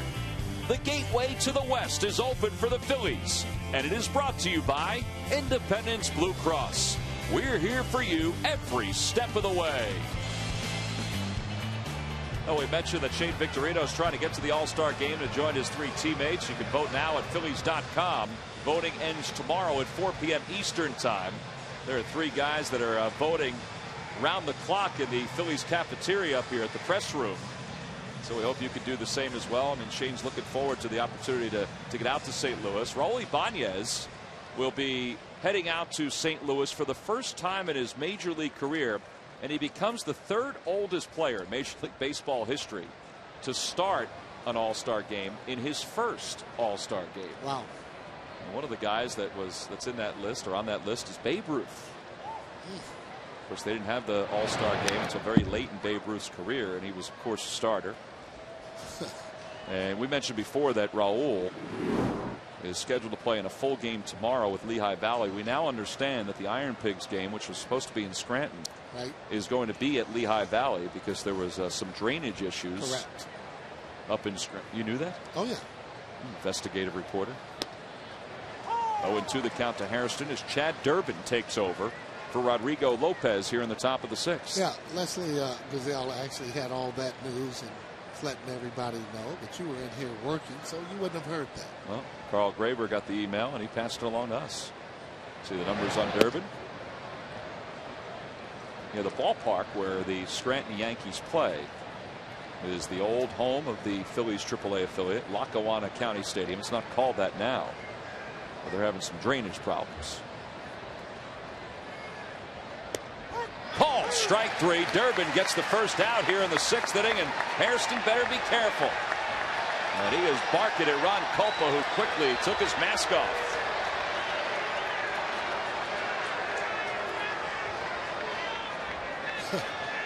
Obviously, Hairston not like it. They see exactly where the pitch is. Ball's inside. Simple as that. Ball's inside. I don't know, Sarge. I think it's too close to take with 2 strikes. Well, I mean, maybe so, but again, the ball is around the plate. You know, and I mean, you're up there as a hitter. And keep in mind, in today's game, they don't call a whole lot of balls that are inside. So if the ball's on the plate, fine. Like you said, it was close. But I'm looking at it in the position that the catcher catches the ball. It's a ball. You saying that ball hit the corner? I thought it was too close to take with 2 strikes. 3-2, I would say yes. 2-2, absolutely not. Well, you had a lot more at bats than I did. Well, I know, but I'm not going there. You know, I'm just saying. That's the way for me. That would be my thinking. You know, 2-2. You're not calling balls inside. Okay, 3-2. All right, where you might want to give the pitcher this or that. I'm going to try and be happy. 2-2 the count to Votto. Well, I will say this, and it had late break. Yeah. On top of that, I would say this, and I'm not saying that Ron Culpa hasn't been consistent tonight, but you know, I think if there's 2 strikes, you better be a swinging. Yeah. Well, we called J-Ro out on a ball that was. Oh wow, there was another strike. I think that one really might have been a little bit closer. We'll check this one out, but clearly Harrison's ball I thought was a ball. J-Ro the first inning I thought was a ball. Boy, oh boy, oh boy. That's closer. That's closer than Harrison's. But now, if the umpire is going to be calling those, now it's up to the hitters to make the adjustment. You know, next time you're up 2 strikes, that's really close, in or out. Now you have to be hacking. He showed you that he's going to be calling that pitch. There's a strike on the inside corner. All right, now has he changed the complexion of this game? Well, what he's done is he's put the guys aware that I'm calling strikes and I'm going to call them a little bit off the plate. So, yes, I would say it's changed. I don't think the Reds are too happy about it. Well, again, when you have both teams that are barking, that's when you think the umpire is not doing his job. But so far, just really one-sided. Well, J-Ro's ball, the very first inning, he struck out on that ball. I thought it was a low fastball. You know, and Hernandez caught the ball low. Certainly not a ball, a low sinker you want to be swinging at.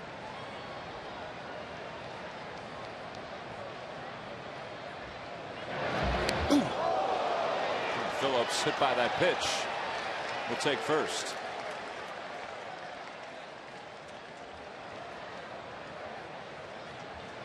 So he's bored for the second time. He walked his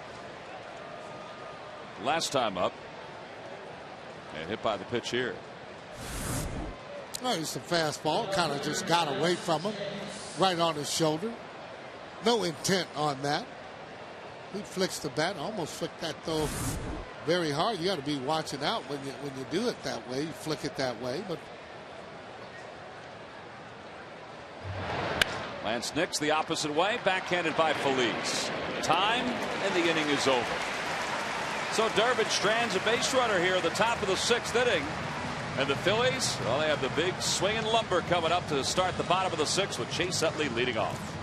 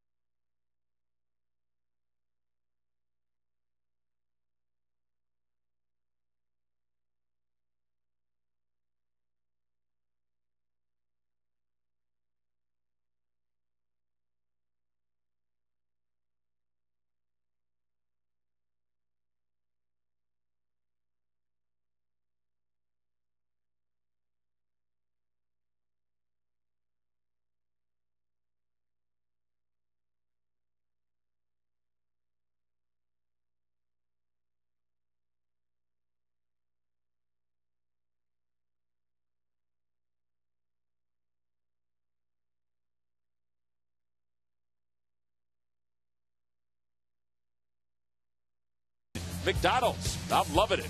By WB Mason. Who but WB Mason for amazingly low office product prices.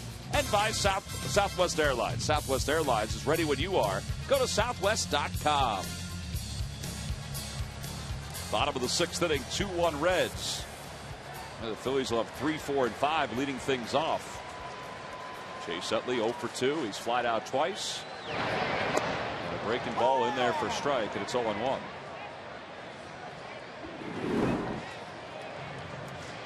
Chase has flied to left, and he's flied to right. Boy, what a year. What a year he's having. One of the reasons he is one of the best second basemen in both leagues. I think you'd be hard-pressed, Sarge, over the last 4 or 5 years to decide or to put somebody else ahead of him as far as second basemen go. And if you take a look at our Firestone leaders, Chase leads the National League second baseman in homers with 19. Brandon Phillips is third with 13. Firestone, a tradition of innovation. To left field and right at Nix. Well, 1 out now in the home 6th. And, you know, our thoughts about Rodrigo Lopez, that he may have injured something during the course of this outing because he left after just 5 innings. 5 effective innings and had thrown just 69 pitches. We just received a report that he has right shoulder inflammation. And that's why Chad Durbin came out to pitch the top of the 6th. Yeah.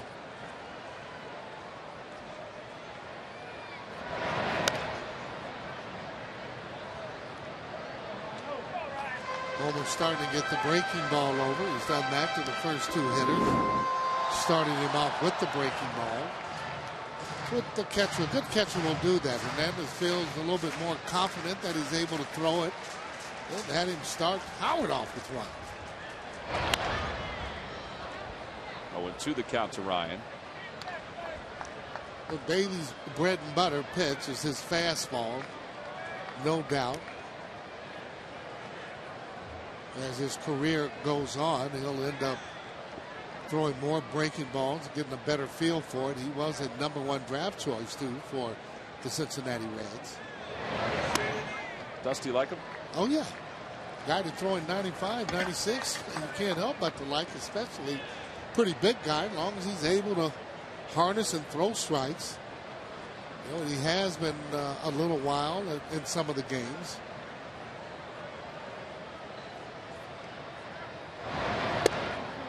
Change up.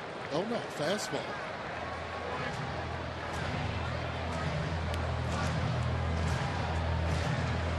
Had a little bit of movement on that pitch.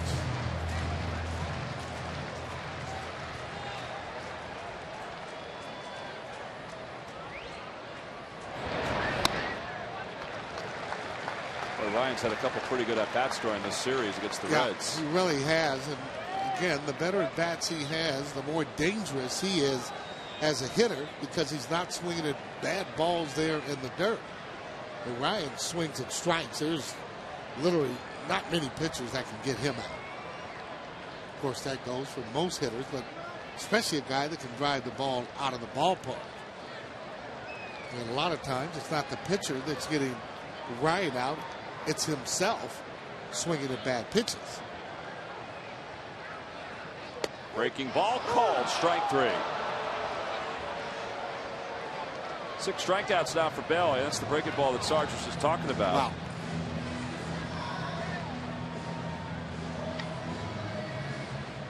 That was just a filthy pitch right there as that ball comes. Yeah, and that's just a hard pitch for a hitter to really swing at there. 3-2. Ball looked like it was backdoor. They've used nothing but fastballs really to Jason Worth his first 2 times up. He's gone down in strikes both times, once looking, once swinging. And Belly starts him off with a slider and is behind 1 ball and no strikes. 2-1 game here in the bottom of the 6th inning. So when you talk about hitting, especially on this level, you talk about guys being able to pick the spin up as quick as possible so that you can determine whether or not it's a curveball, whether or not it's a fastball. Fastball has no spin to it.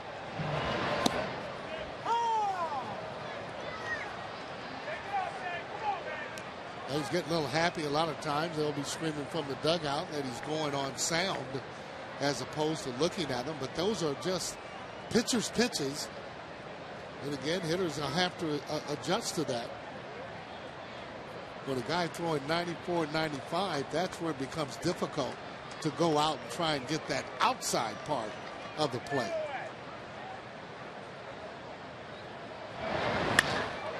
To center field. Back is Dickerson into the gap. It's gone. Boy, that one was slicing toward the seats. And Jason Worth, a 2-out solo home run, has just tied this baby up at 2 apiece. His 19th home run of the year.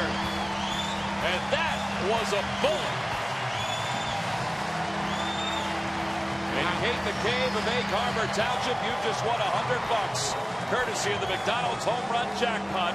And Jason Worth, who now has 6 home runs in his last 11 ball games. Hey, I keep saying we're talking about Victorino. There's a fastball as he drives to one of the deepest part of the ballpark. I think Jason Worth deserves some votes for that All-Star. He's having a pretty good year, and he's come on strong too, like you just mentioned. That's 19 home runs now for Worth, 52 RBIs. And he's got some home runs the opposite way. I mean, that one was more towards center than right center field, but still, he drove it to the middle, gap to gap. Good point. Very good point. 2-0 the count to Dobbs. And Jason realizes that when he's hitting the ball to center field or driving that ball to right center, it's a given at the ball inside that you're going to be able to pull that ball, or you should be able to clear your hips and pull the ball. But you stay honest when you hit that ball up the middle, and he's strong enough to hit it out like you've seen. And now Dobbs has worked ahead 3-0.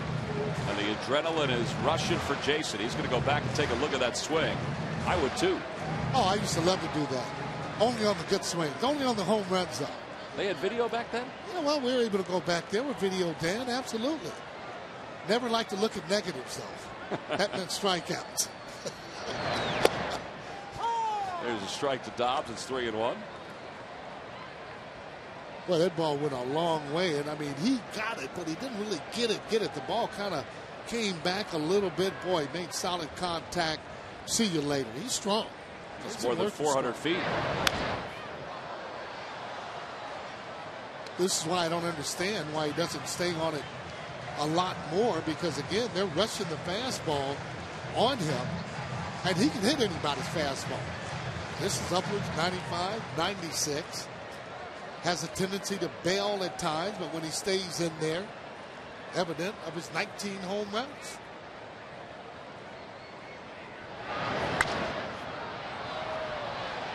Couple of foul balls for Dobbs. It remains 3-2.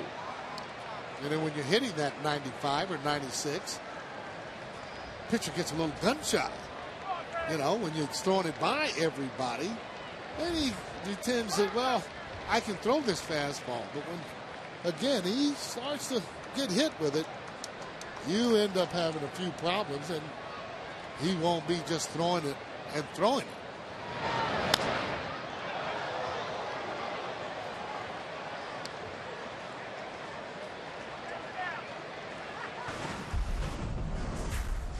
Hughes was clearly in. Well, talking about Sarge going back after some big swings. He went back and looked at this one against the Dodgers a few times. Is that Upper Tank at the vet? Oh, come on, man. I've been up there a few times. Jerry Royce didn't like that one. Yeah, he did. He was another one of those guys, one of my favorite guys, like Tommy John. Steve Yeager didn't like that backswing at all. Well, he'll get over it. He did. You know, keep in mind, we used to battle those same guys in A-ball, and they came all the way up to the major leagues and was there for a number of years. So we had that love-hate relationship, especially since I had played with the Giants early on. Line drive, and Dobbs wins this battle. Ninth pitch of the at-bat, and he gets a single to right field. That's his second hit of the night. Boy, he's gotten some pretty good swings. Yeah, when he stays in there again, too, with Dobbs.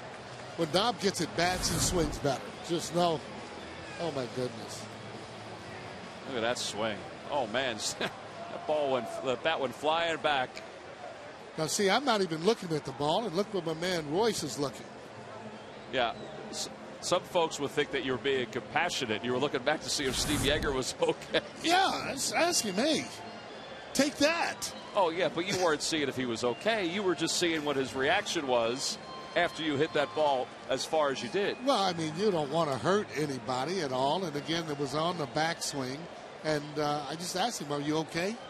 So, you know, it was just one of those things that actually that was really fun, too. Oh, I got to tell you. Looks like it was a lot of fun. Really, really fun. I don't know if I ever hit a ball any harder. Well, for sure. There it is. Look. Oh, man. Look at Jerry Royce looking up. He's like, wow, that went a long way. Got those spot-built shoes on, by the way. I remember those. Pedro Feliz, the batter. Soft roller to shortstop. Harrison's going to go to the short way to second and just get stopped to finish off the inning. But the Phillies tie it up. A solo home run by Jason Worth against Homer Valley. We're all even at 2 as we go to the 7th.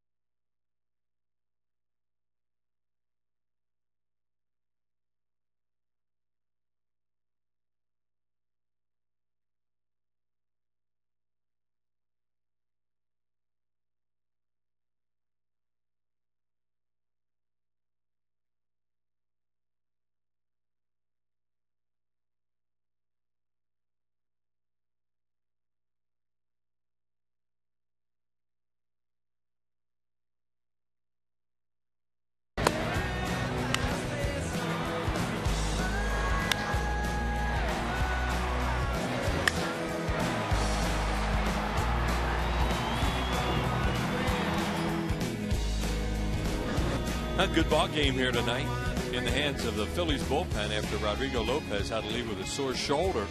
And Homer Bailey's pitched well for the Reds. Jason Worth, that long home run, his 19th of the year, has just tied it up. And the Reds kind of ran themselves out of that one inning where they scored a couple runs. They probably could have had more, except ran right into a double play, and that cost them a run, maybe more than that. So Phillies are tied in this game 2-2. Good ball game, Tom. Well, and the guy that helped them win the game last night, Ramon Hernandez, will lead things off. He has a sac fly tonight. Had the RBI single that gave the Reds the lead in last night's game. Leads off the 7th against Chad Durbin. On for Rodrigo Lopez. His wheel set. Lopez with the first 5 allowed 2 earned runs and 5 hits. He was pitching well before he went down with the shoulder problem. 1-1 the count.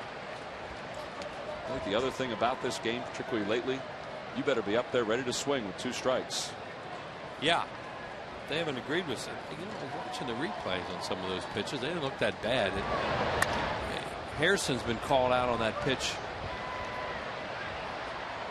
that's on the inside corner, according to Ron Kopa. And, you know, you could read his lips and says that is not a strike. And, you know, he thinks it's circling the plate, and they're close. I thought it was a strike. Sarge thought that the pitch was inside. Well, when you're a hitter, you know, you think that ball circles the plate. Yeah. You know, it does not go over the inside corner at the front of the plate. And maybe it'll catch it by the time the catcher catches it, but that's not a strike. 1-2 the count to Hernandez. Well, you think Sarge is going to stick up for the pitcher? I mean, come on. Well, here at Citizens Bank Park, along with Chris Wheeler, I'm Tom McCarthy. Top of the 7th inning in a 2-2 game on a beautiful night here in Philadelphia. Boy, it is spectacular tonight. The view of downtown of Center City is just gorgeous. Yeah, there's a glow going across Center City and even beyond.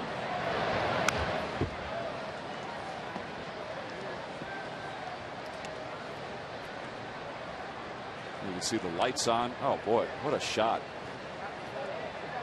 That's the great Charlie O'Gara up there with that shot. Look at that. What a sunset. No moon tonight.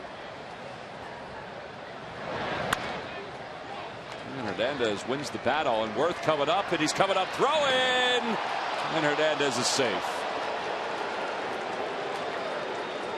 You know, from here on out, if there's a hard hit ball to right field, I'm not going to say opposite field base hit. I'm going to give Jason Worth the chance to field it and see what he does. Especially when if it's a slower type runner like a catcher. Now what happens here, Howard of course has to run. He's running with his back to the plate, and now he's in the middle of the bag when he throws this. He doesn't want to be there. And then Hernandez collides with him. You know, it's really hard for the first baseman to get back and get himself under control on that play because he's got so far to go and it's blind. Well, Jason, a few times this year, has tried to get himself in position to do that. Well, he's going to get somebody. He's going to get a pitcher one of these days. Jay Bruce tonight is 0 for 2. He's grounded into a double play, and the count 1-0 to him. Well, that double play he grounded into, it shouldn't have happened. You know, who was the runner? Nix? It was Lance Nix. Yeah, he should have gotten in a run down there and allowed that run to score. But he didn't. He ran right into the tag, which was great for the Phillies, and it was only a 2-run inning instead of 3 or maybe more. Slow dribbler, and Durbin's got one play, and that's the first. Well, these lucky fans are tonight's Citizens 7, and they will each receive a prize pack courtesy of Citizens Bank. Citizens Bank with the most 7-day branches in the Philadelphia area. To find a branch near you, visit citizensbank.com. I'll bring Johnny Gomes into the on-deck circle to bat for Homer Bailey. And they're warming a right-hander up in the bullpen. There's Gomes. Yeah, that's Nick Massett who's out there loosening up for the Reds. We talked about Homer Bailey, how they say there's Massett, how he's improved. Whew. Has he ever? First 3 innings he was throwing just fastballs, and then he came back and started throwing breaking ball. How about that hammer he dropped on Ryan Howard 3-2?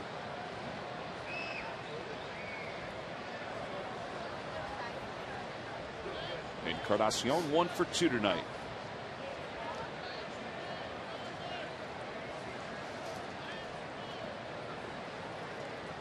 Two guys from Louisiana having a conversation in front of the mound. Paul Bacco and Chad Durbin. Now finish the Phillies game with Michael Barkan and Ricky Vitalico. With Phillies post-game live presented by Sloan Toyota.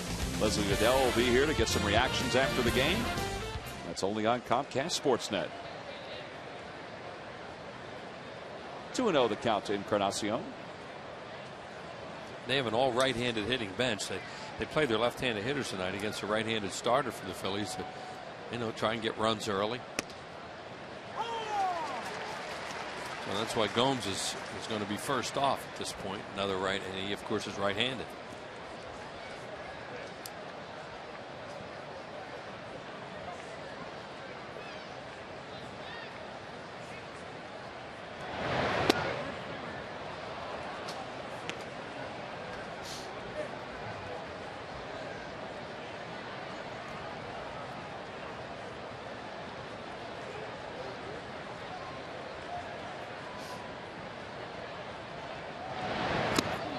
Ball hit him. Second batter that's been hit by a pitch by Durbin. Runners on first and second with one out. He's been hitting a lot of guys lately. Hit Phillips with 2 outs in the 6th inning. And now with 1 out, he gets a piece of Encarnacion, and Johnny Gomes will pinch hit for the Reds. That's 7 hit batters for Durbin. And all it is, a fastball gets away from, nails him on the elbow. Here's J.C. Romero up and loosening. Mick Billmeyer going to the phone. Rich Doobie on the other end.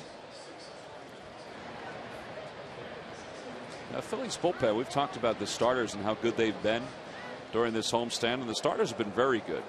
Tonight was the first time that a starting pitcher has not begun the 6th inning for the Phillies.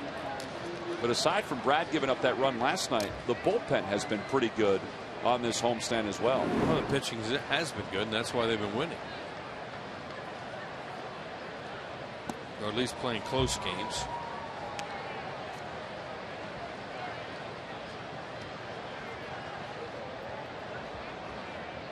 As Cole went 7 innings in the first game of this series.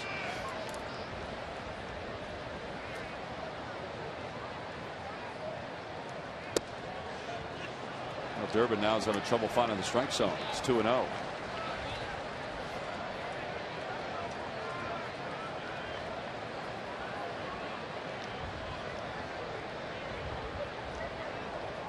Romero and Chan Ho Park.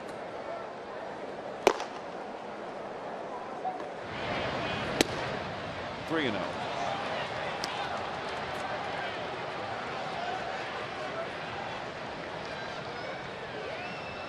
Chris Dickerson on deck.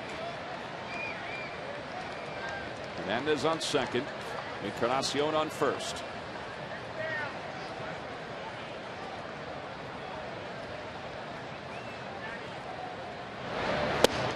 Well, they're in there thinking right now, what happens if we decide to bring the left-hander in, Romero, to pitch to Dickerson? Do they bring one of those right-handers off the bench, and which matchup do we like better? So, they've gone through all those scenarios right now in the dugout, and we'll see what happens with Gomes first.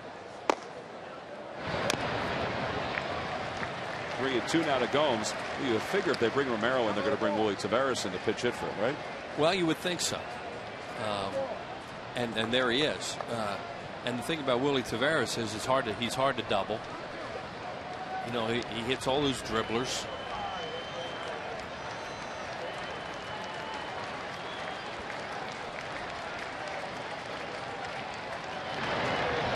On the outside corner, and Gomes is rung up for the second out. That one came back toward the outside part of the plate. Gomes is walking away, but still giving Culpa a piece of his mind. He said that was not a strike. Sort of. As Tom said, it was a running fastball and hit across the front of the plate. Gomes didn't think so. Well, I mean, he's been calling that pitch now for the last 3 innings. So, I mean, if you're a hitter, you got to be ready to swing with 2 strikes. Now, it looks like they would rather the matchup we talked about if that's where they go. If they go to Romero.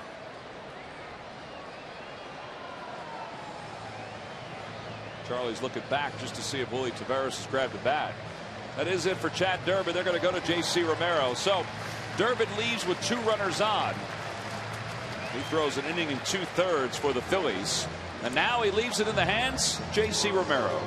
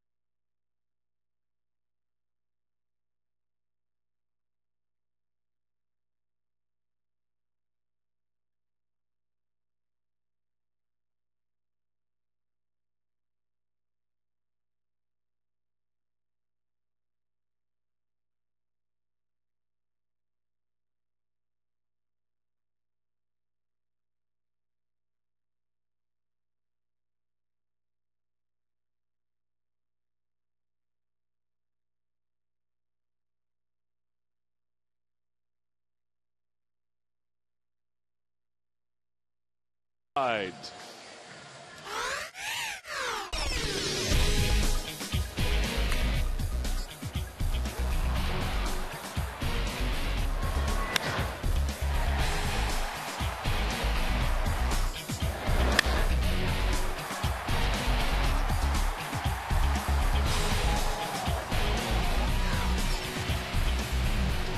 AT&T, the nation's fastest 3G network. AT&T, your world delivered. Well, the anticipation here was that J.C. Romero would come on for the Phillies in front of this sold-out crowd. He's in his 15th game, no wins, no losses, an ERA of 3. Yeah, we thought they'd go to a right-handed hitter off the bench as you look at his numbers, but they decided to stay with Dickerson. Opposition hitting .244 overall against J.C. Romero. 2 runners on base in a 2-2 game. Dickerson tonight 1 for 3. So lefty against lefty. And Romero works ahead 0-1. Dusty Baker showing confidence in his young player here who's growing as a good big league player and giving him a shot to go left here in a big spot.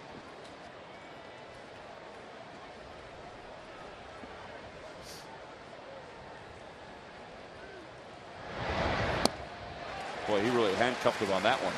Now you got to be careful now though when you go in there because you got the bases loaded. I'm not saying you don't pitch inside, but you really flirt with nailing a guy, especially where they wear these uniforms nowadays. You know, they blouse out all over the place.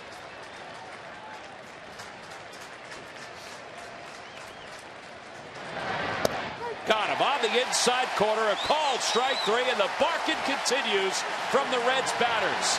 They have not been happy about Ron Copa's strike zone. I'll tell you what, though, this sold-out crowd here in Philadelphia has certainly enjoyed it the last couple of innings as J.C. Romero gets the strikeout with 2 runners on in a 2-2 game. You decide.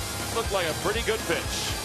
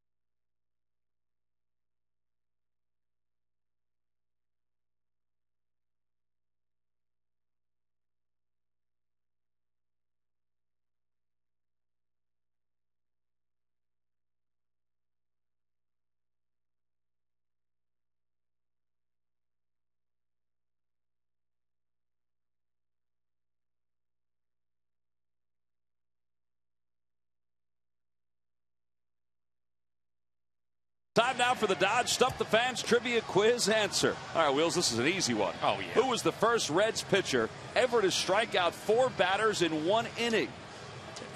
Here, I'll give you a hint. All right, go ahead. He's not in the ballpark tonight, but at one time he was in this. It was in the ballparks here in Philadelphia in the same capacity. You mean he was a pitcher? Oh, you mean as a broadcaster? Yeah. Joe Nuxhall. My hints have been way too easy tonight, or this week. Nuxie did that, huh? Yep.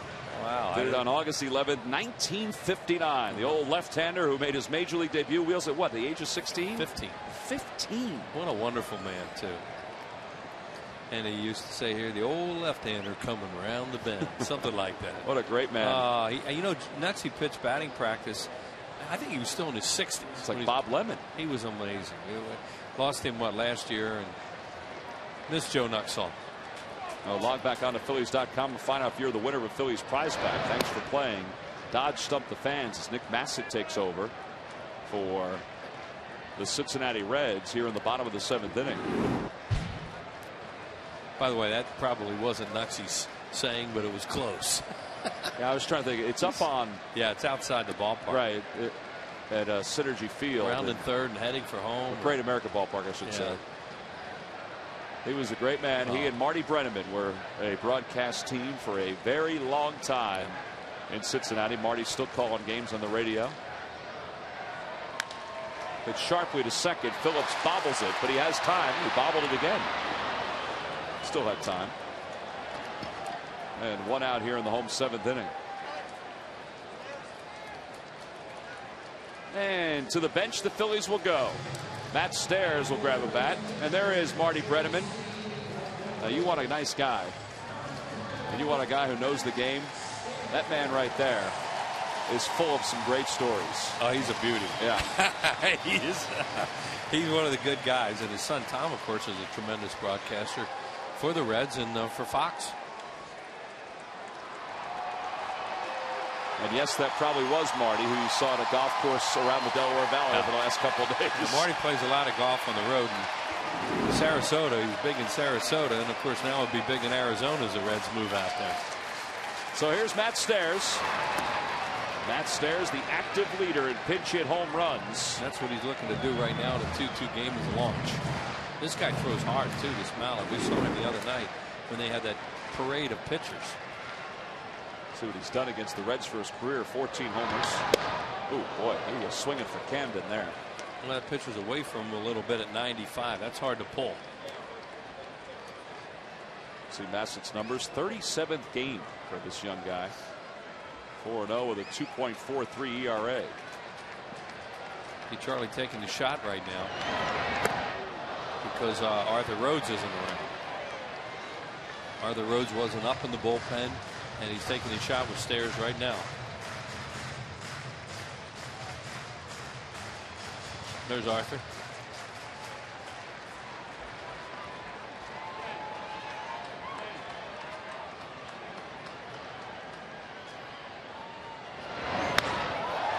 Look out. Oh, man. That ball was smoked. He got out front of a pretty good heater, too. That's called gearing up for a fastball. If he threw everything off speed there, he might still be spinning. But Matt, he's looking to hit a fastball and hit it hard, and he got a fastball and he got out front. Heads went a jerking on that one. Oof. In front of the plate. And they decided they're going to throw something off speed there. All right, what was Nuxie saying? All right, Mark Eckel, who is a columnist for the Times of Trenton, just text messaged me and said it's rounding third and heading for home. And I think he used to say the old left-hander, rounding third and headed for home.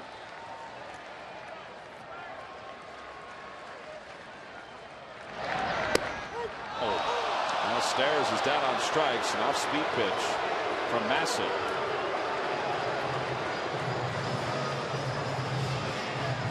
And there are 2 outs. A lot of called thirds here tonight. Had a broad strike zone.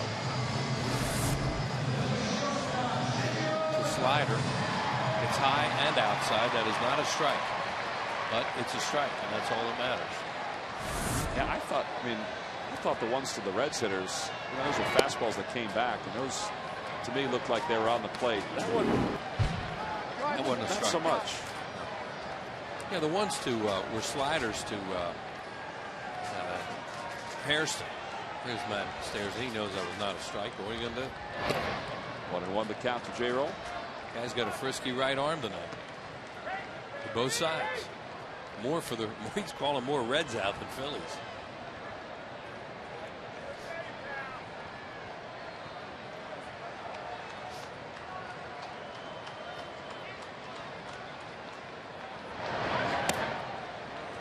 Now they're getting Arthur Rhodes up, and Utley and Howard coming along pretty soon.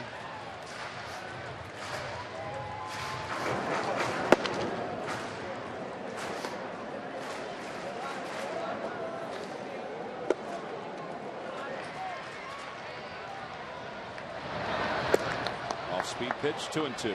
Another slider from Massett. Pretty good off-speed pitch he just threw there off a 95 fastball.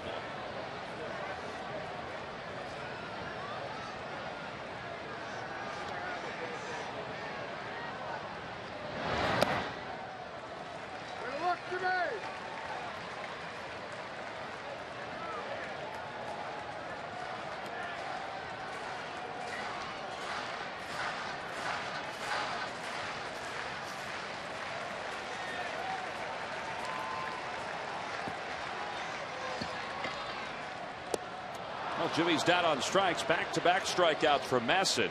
And he works a 1-2-3 bottom of the 7th inning. A change up to J-Roll. We head to the 8th, still even at 2.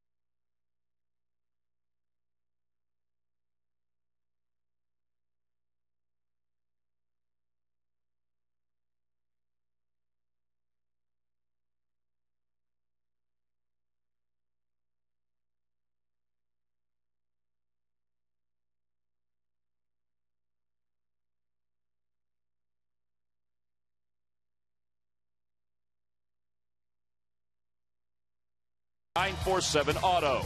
By your local Chevy dealers. And by the Pennsylvania Lottery. Benefits older Pennsylvanians every day. You must be 18 or older to play. And please play responsibly.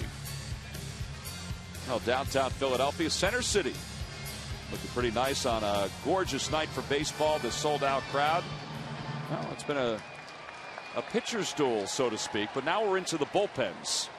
And Ryan Matson will take over for J.C. Romero here in the top of the 8th inning. Well, his bullpen, 2 innings scoreless so far. And then Ryan will face Jerry Hairston, Joey Votto, and Brandon Phillips.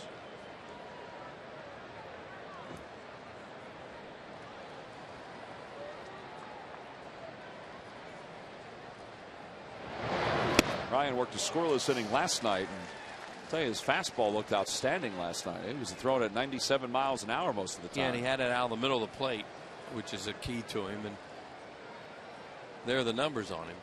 Kind of up and down for him lately. Even against lefties and righties. 0-2. Well, Vaco's sitting away for fastballs, and he's hit his glove twice. And those are very hard pitches to hit because it looks like Harrison's trying to pull. Now maybe he'll give in a little bit with 2 strikes. He just came off the bat handle a little bit. But the first 2 pitches he was trying to pull. And it's tough to pull a pitch out there.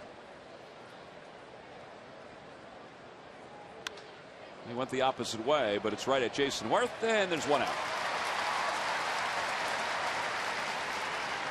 Oh, and the Diamondbacks come to town beginning Tuesday, August 18th. There's still 2 games that are available. Wednesday the 19th is sold out, but the 18th at 7:05 and Thursday the 20th at 7:05, you can still get good seats.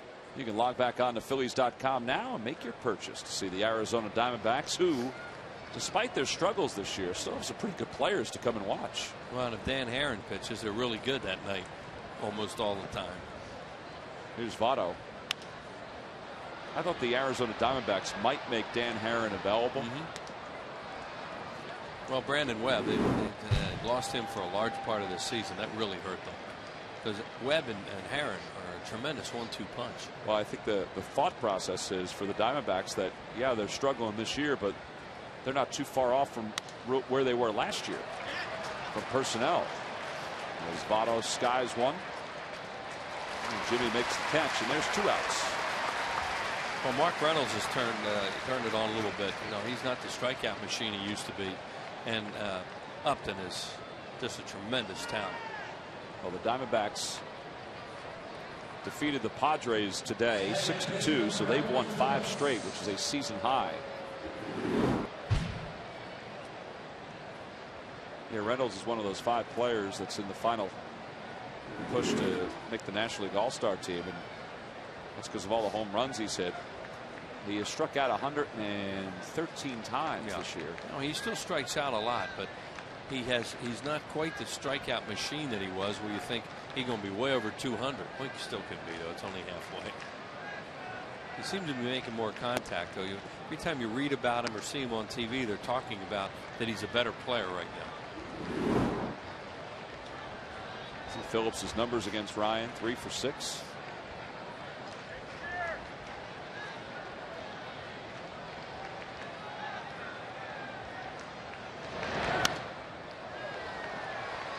Bach will keep setting up away with those fastballs, and that's really the first one that started to come back a little bit into that happy zone, and you saw the swing that Phillips got.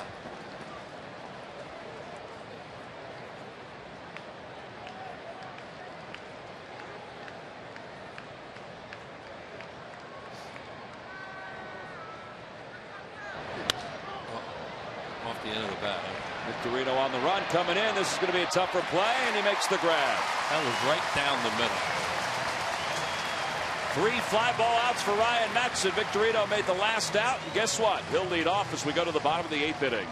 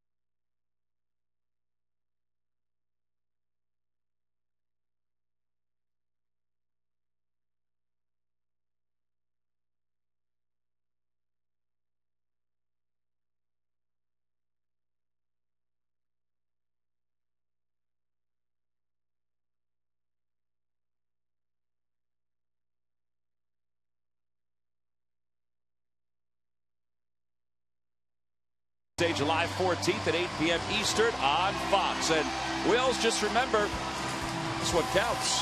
This one counts, yep. Right. Vote for Shane Victorino until 4 p.m. Eastern time tomorrow at Phillies.com. We got to get those kids on that are voting right now, and they're voting around the clock. We got to get them on. These guys in the back room. They're back in the press room. They're tucked in the corner back there. They're back in that spot I like after the games to work on stuff. You bring your computer over there and join in the action with them. They help them out tonight.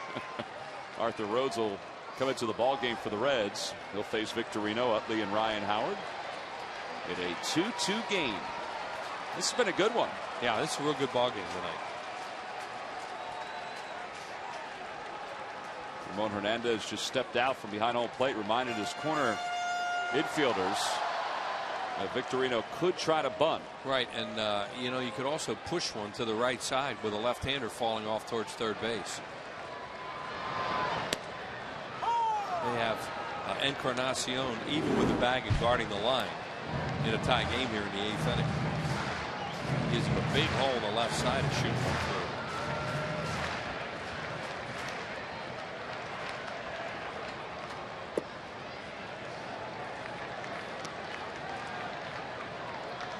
Shane's base hit in the 4th inning, which was an infield hit.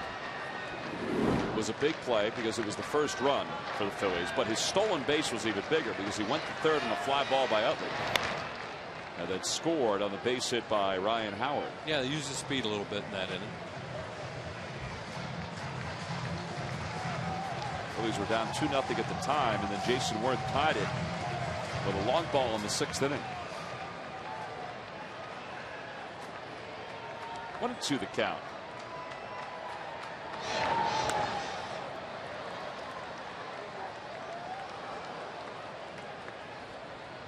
What a turnaround for Arthur Rhodes. And I say that, I mean, the guy's had a very long career. He's never been able to settle into a closer's role, but look at those numbers. I mean,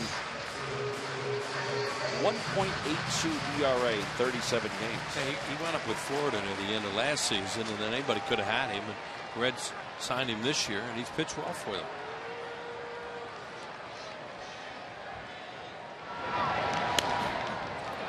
And he's perfect for this inning, too, because he turns Victorino around, and then you have Utley and Howard back to back. He wasn't good when he was with the Phillies. No, he walked a lot of hitters. He wasn't healthy either. He walked that leadoff man a lot, you know, and that's not a good idea late in the game.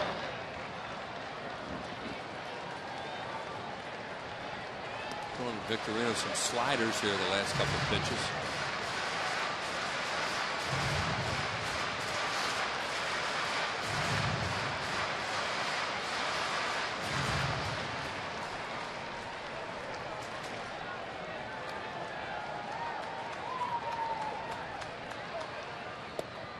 Another slider, and he lays off 2-2. It's got to be scary taking a pitch with 2 strikes tonight.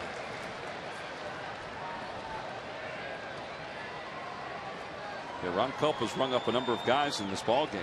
A lot of backward Ks tonight.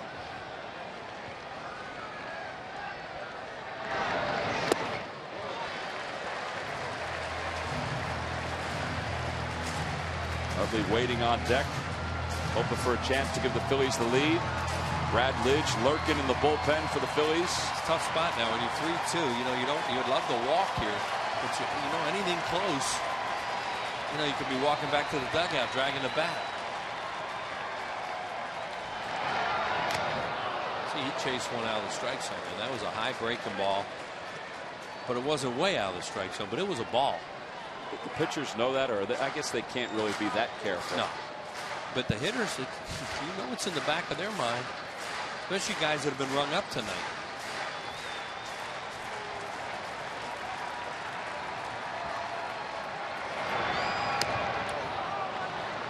That was ball 4 again.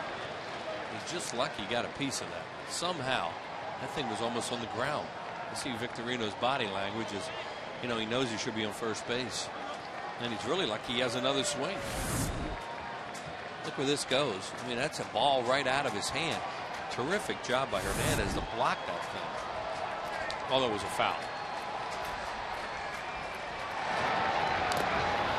again, he fouls it off. That's the 11th pitch of this at bat. Right. It's almost like he's afraid to take a pitch right now.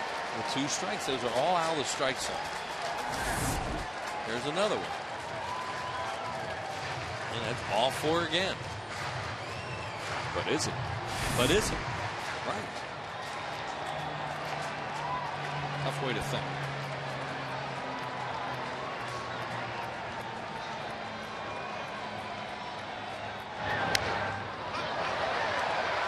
That's the 12th pitch. I could keep throwing and breaking balls too. That was another slider. Rhodes has never really had a real good changeup. He throws hard, fastball, slider. And whether he even, I don't think he threw a 3-2 changeup after all this.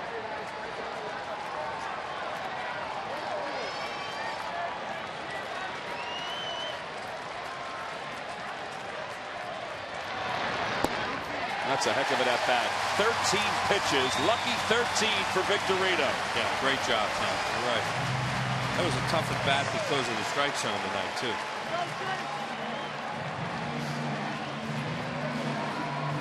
Well, that's the first walk issued by Reds pitching in this ball game. Arthur Rhodes keeps looking down at his finger. I don't know if he's getting a blister or if he's got something else going on, but he keeps shaking it out and looking down at it. He's still wobbling it around. Here's Chase, who's 0 for 3 tonight. You can run on Arthur Rhodes too if you guess right. Doesn't have much of a move, and he's deliberate to the plate. He kind of rocks back a little bit.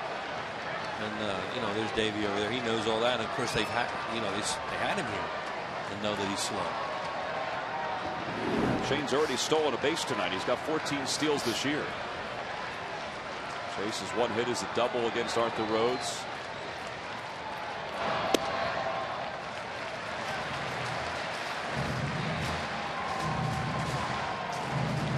They're real deep in the outfield. They don't want an extra base hit here. They'll give up a hit in front of them. See how deep the outfielders are.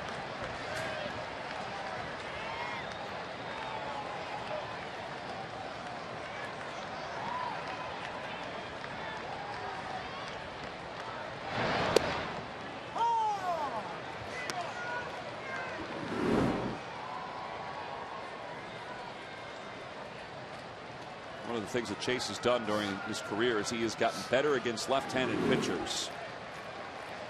And you saw there he's close to 300 this season, 3 for his last 3, and it's 1-1 to a left-hander here. Well, when he's seeing the ball well, which he is right now, and he has that little short swing, he can hit left-handers. It's when he gets into those rare stretches where he's jumping at everything, that's where left-handed pitchers will get him out more.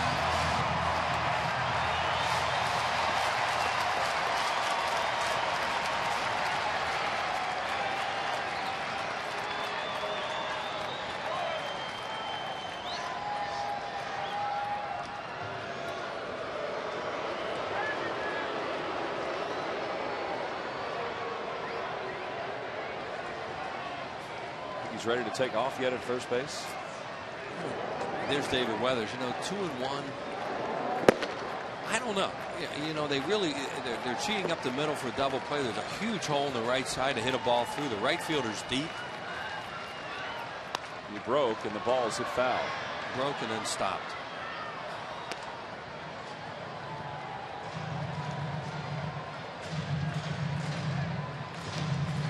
Talking about it, and they thought they had something figured out, and Victorino was going to go, it looks like, but then didn't get a good jump and stopped.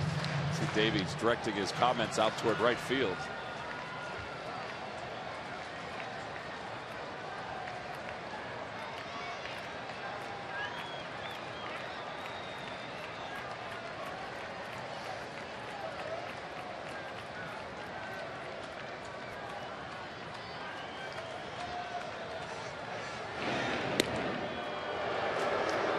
Braves have won today. The Marlins have won today. The Nationals aren't a factor. They lost to Colorado. Now the Mets are winning their ball game in the 6th. Arthur doesn't throw a whole lot of double play balls. There's Brad Lidge. David Weathers up out there for Worth.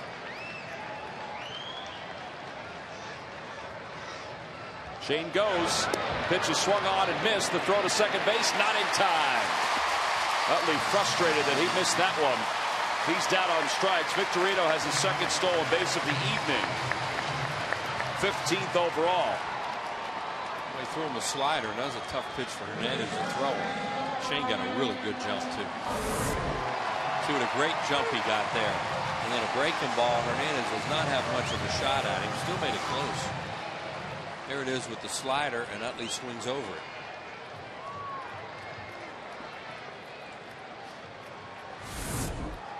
It's now a base hit, and the Phillies could take the lead.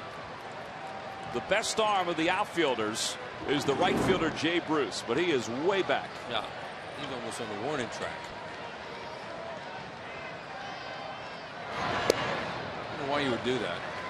You know, you're on the road in the 8th inning. A single can lose the game for you. You know, an extra base hit. Hey, that's the way it goes.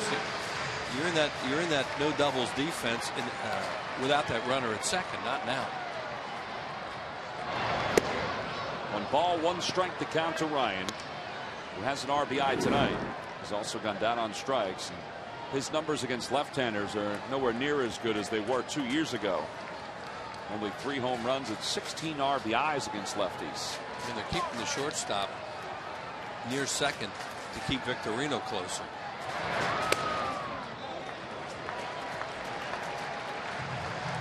Would he try to steal third? Probably not, because he has to make it, and you've got a left-handed hitter up there. Hernandez has a clean shot at third, and Ryan Howard, you won't take the bat out of his hands with a runner in scoring position.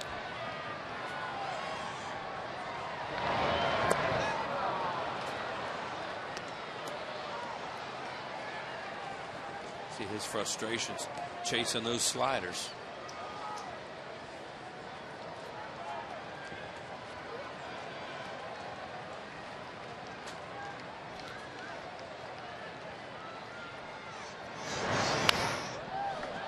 Now, if they get Howard out, they could think about walking Worth, and then Dobbs would be the hitter, and the Phillies left on the bench have Brunlett and Mayberry. Now, those are all those options. There's Dobbs on deck. Those are all the options that, of course, Dusty Baker and his staff have kicked around on what could happen. But the key is to get Howard out.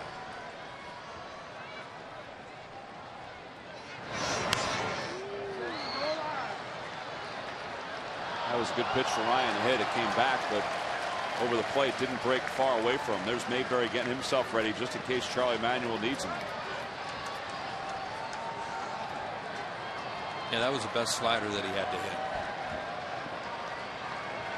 Victorino on second.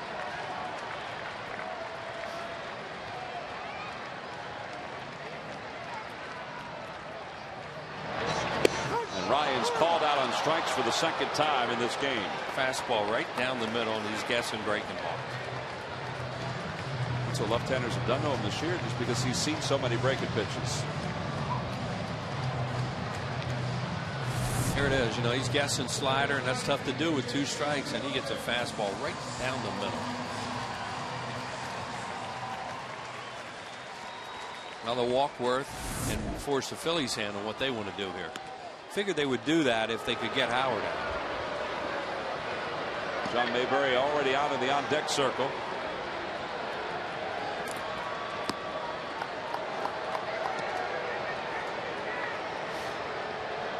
And you see Dusty Baker, what he's telling you here is, you know, he'd rather have the right-hander on Mayberry. And that's probably what they'll do now. They'll go to Weathers to pitch to John. There's ball 4. Worth is aboard. Dusty Baker waiting for John Mayberry to be introduced.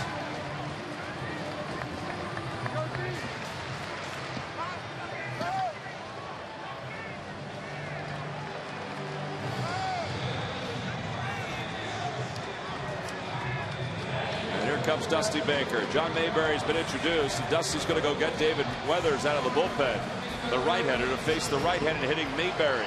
With 2 outs here in the bottom of the 8th inning, the go-ahead run on second base. So there's Weathers. He'll throw one more pitch before he heads into the ball game. So that's it for Arthur Rhodes. 2 strikeouts, 2 walks, and a new pitcher here in the 8th.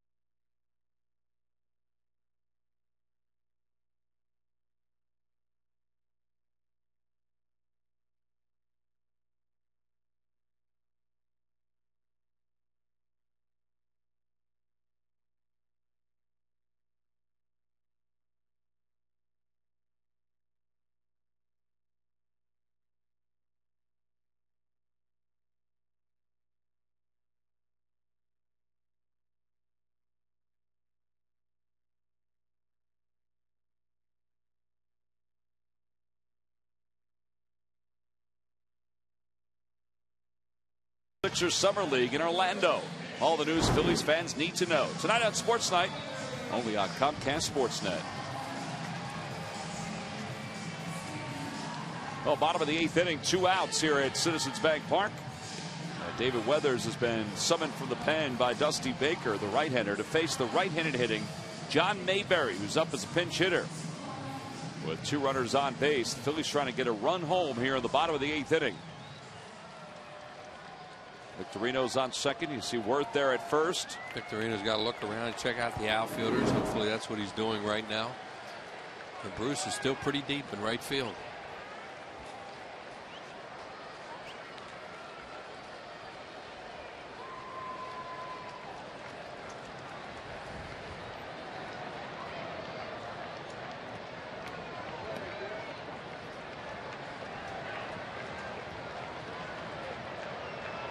Mayberry with 44 at bats overall. Not too many as you saw against right-handed pitchers. He takes a big swing and a miss at the first pitch. It's 0-1. There's the first slider from David Weathers, and he'll throw a lot of sliders. Yeah, you wouldn't think he'd throw a fastball for a strike. His best pitch is a slider, and he's got a young hitter up there who's very vulnerable to breaking pitches.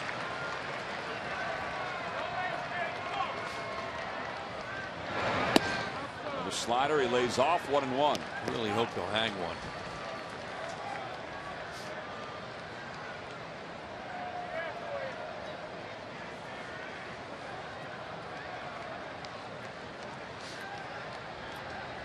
Weathers pitched in last night's ball game.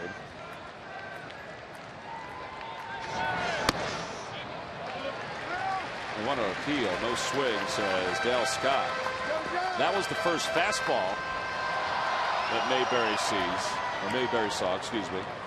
And it's 2-1. Yeah, it was high and outside. That's what we mean. That, you know, you wouldn't think he'd throw him a fastball in the strike zone. Maybe not even a slider in the strike zone, knowing Weathers. Especially to a young hitter who's never seen him. There's another slider, 2-2. You can see him pulling off those breaking balls.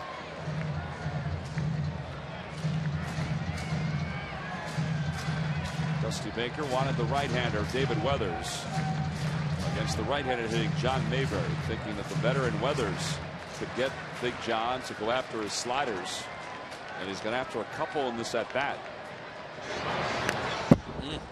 There was one, a pitch that was up, and Well, he threw him a fastball in, and he didn't mean to throw it where he did. This is a strike. I mean, it's a little high, but it's still down towards the middle of the plate, and you can see where the catcher was set up and where the pitch wound up.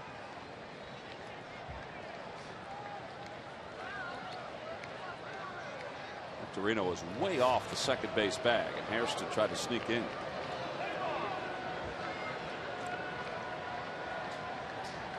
Well, Victorino off at the crack of the bat, of course, with 2 outs, and should have a heck of a chance to score on any kind of base hit.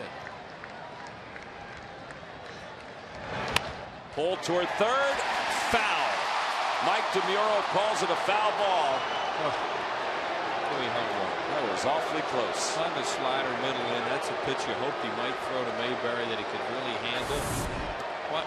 It's middle in and down the line, and it's foul. Yep.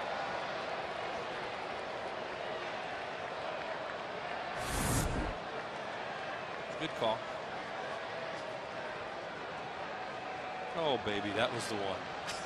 Well, maybe he'll get another one. Yeah. Hey, Weathers just made him. Look at his expression. Man, did I make a mistake and get away with that.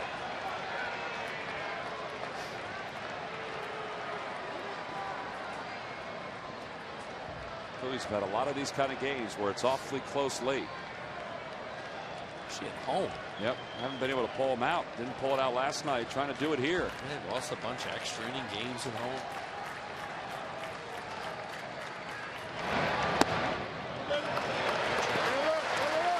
Well, the runners will be off. A tough slider who just stayed off. Yep. Pedro's on deck. John Mayberry pitch hitting here for Greg Dobbs. Now, you just don't think he'll give in fastball here. Throw another slider, and he doesn't care if he walks him. They'll go after Feliz then. Neither runner being held on. There they go. And he lays off, and it's a call. Strike 3. Man. A slider from Weathers, and he got Mayberry looking. And the inning is over. Well, John Mayberry, this at-bat is done. Let's watch this pitch from Weathers. Well, Ron Culpa's been calling it all night.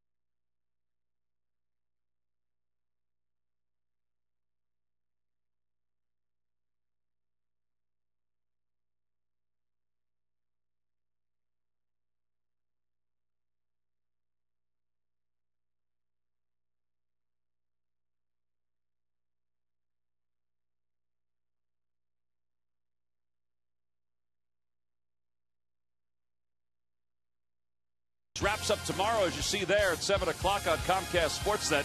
Then the Pirates come to town. 2 night games and a day game. And the first half wraps up on Sunday on MyPHL 17. All-Star break, 3 days before the Phillies head to Florida for 4 games. 3 night games and a day game. The 19th of July is when that series wraps up. That's the only; those are the only games on that road trip. It's a real quick jaunt down to Florida before the Phillies return home.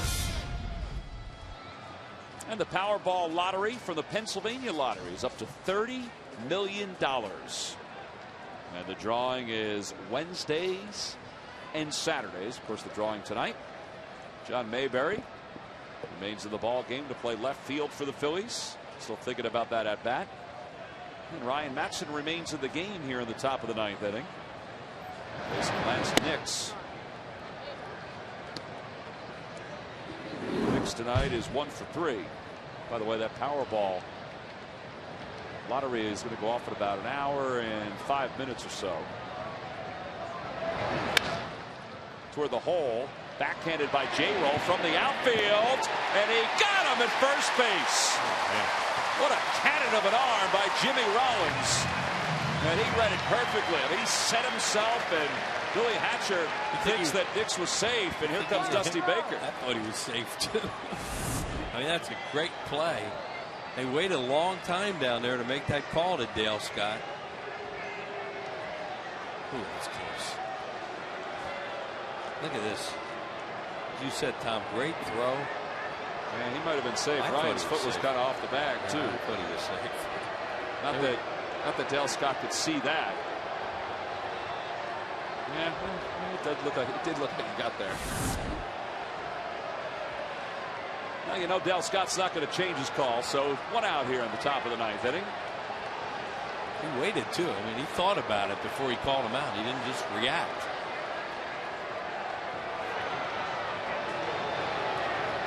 That's a great play, though, for Jimmy Rollins. Now, watch how long he takes to make this call. He's really deliberate. Right there. Now the play's over. Now he's thinking. I got him. He's out.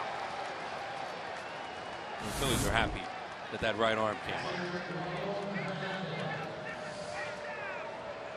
Well, Matson's got the first out. Here's Ramon Hernandez. He's a cutter for strike 1.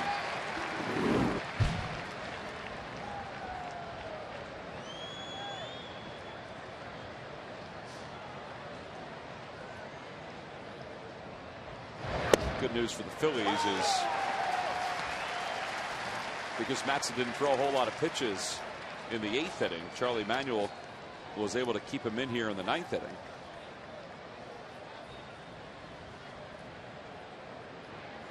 Brad Lidge was up and tossing.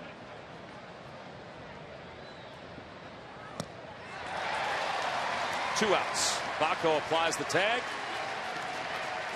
Matson's retired 5 in a row. I spent a lot of time talking to Culper tonight. Hernandez is saying he fouled that. Culper saying smiling. No, he didn't.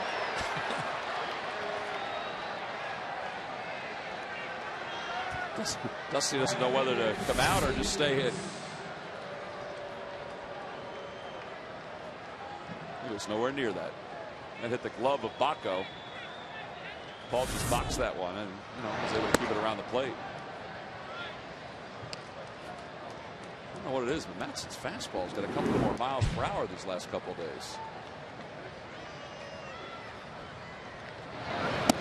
2-0 the count to Bruce.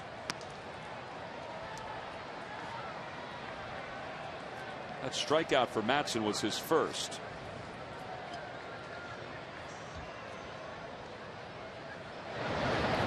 And of the strikeouts tonight, and there have been a lot of them. Well, that was a change up there, and what he wants to do is stay away from that cutter, because that's what he's been getting hurt on these left-handed hitters, because it comes into that happy zone. See Baco setting up away. Good job by both of them there. Well, Victorino's going to cruise under this one. Another 1-2-3 inning for Ryan Matson. He's faced 6. He's retired all 6. We go to the bottom of the 9th inning. It'll be the bottom of the order due up for the Phils.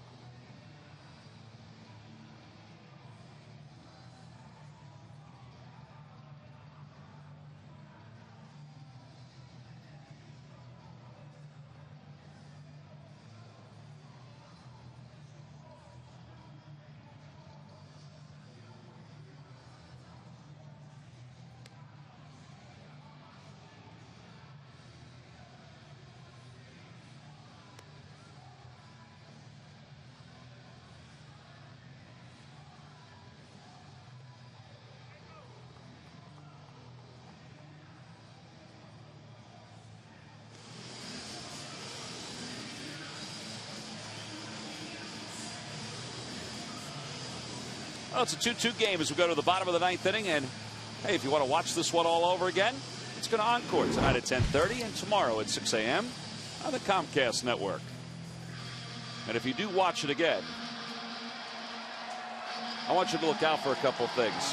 Look out for the 14 called out strikes tonight. Yeah. 14 batters called out on strikes tonight in this ballgame. Whenever that's happening in the major leagues, the umpires affecting the game. No, I've always been in the philosophy you don't really talk about these guys that much unless it affects a game. 14 called third strikes. That affects a game. Well, Pedro Feliz going to lead it off here at the bottom of the 9th inning in a 2-2 game. Facing David Weathers. Well, they get all right-handed hitters coming up now, so they want to stay with Weathers and that slider. And he delivers a slider for strike one. Phillies have two moves off the bench, Brundtland and Ruiz. Now, Brundtland has a bat toward the bottom of the steps of the dugout. Right, I mean, Baco, of course, is still left-handed in the 8-hole, but the moves off the bench are right-handed. See what Pedro's done against Weathers for his career, just 2 hits. And he's down to the count, 1 ball and 2 strikes.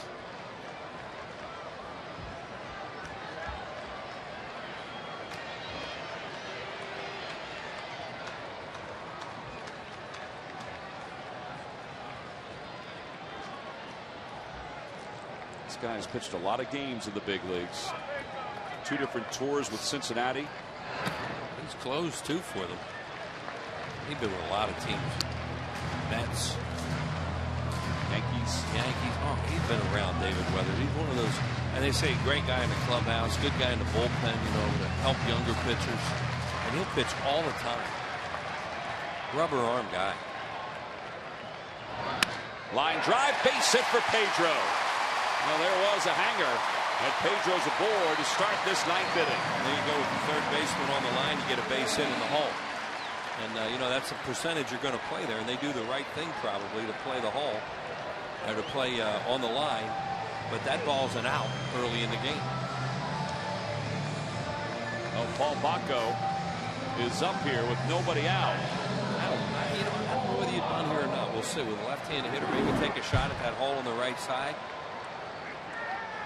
See what Charlie thinks. You know, he could be thinking I may want to bunt because Rollins has a chance no matter what to get up and then maybe win the game for me. Baco's not square, and it's 1-0. Yeah, he's going to take a shot at that hole on the right side with a left-handed hitter. Baco now is going to go up to talk to Sam Palazzo. Maybe he missed the sign. Could have. Baco, when he was called up from Reading, he always introduced himself to everybody and have a conversation with him, and he'd say, "Man, I'm just a guy that's looking to fit in. Double-A catcher, hitting the ball well." Yeah, I haven't been to big leagues. Yeah, he was hitting the ball well at Reading. Well, the one thing you worry about if you know, it's such a crapshoot. You think about him hitting the ball in the hole on the ground, but he's also one of those guys that hits a lot of hard ground balls into double plays. Right. So that's why the manager has a tough decision here.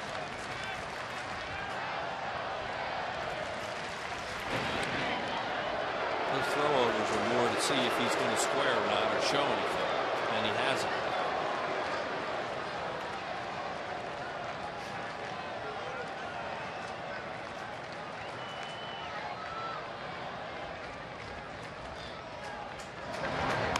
And he butts it in the air. Hernandez didn't know where it was. Not that it was high enough for him to make a play, but it evens the count up at 1-1. I wonder how many times these guys won.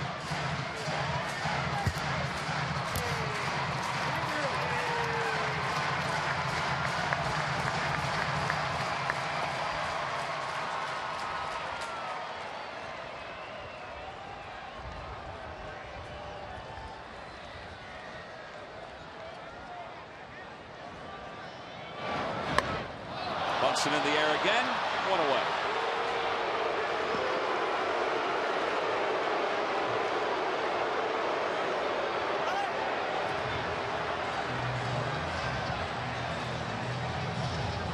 Well, Charlie trying to get the runner into scoring position, and Paul Baco dropped the bat as the pitch came in, and the ball was butted right to David Weathers. This year has been a struggle for Eric Bruntley. Let's see if he can come through here.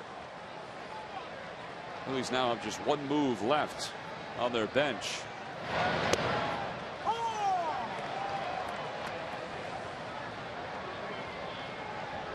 Yep, Carlos Ruiz is it. Reds have 3, all right-handed.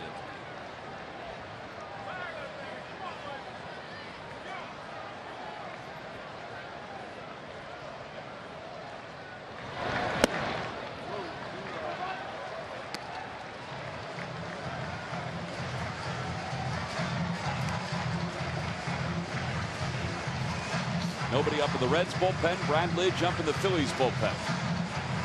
The winning run is on first with 1 out here in the bottom of the 9th inning.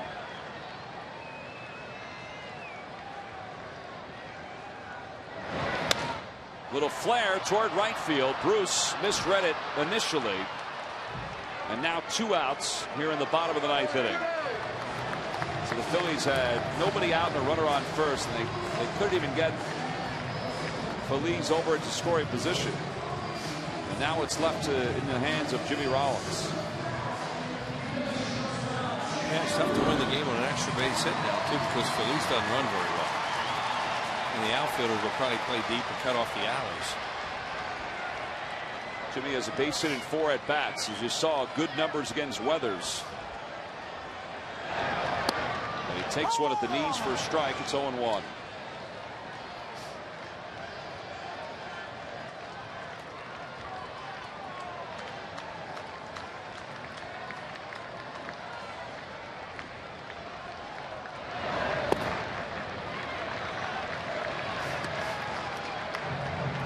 It's easy to say this about Jimmy, but he just doesn't look as jumpy at the plate. His body language is so different. Well, he's seeing the ball, and he's confident, so he can wait.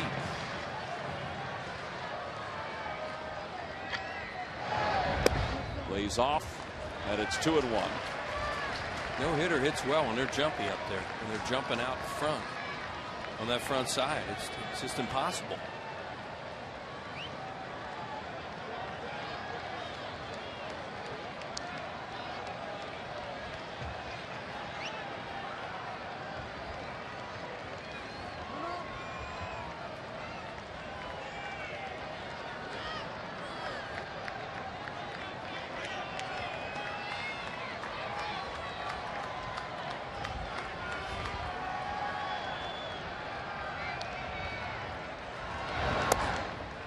The count. Jimmy just trying to get that winning run in scoring position, even if he has to leave it for Shane Victorino.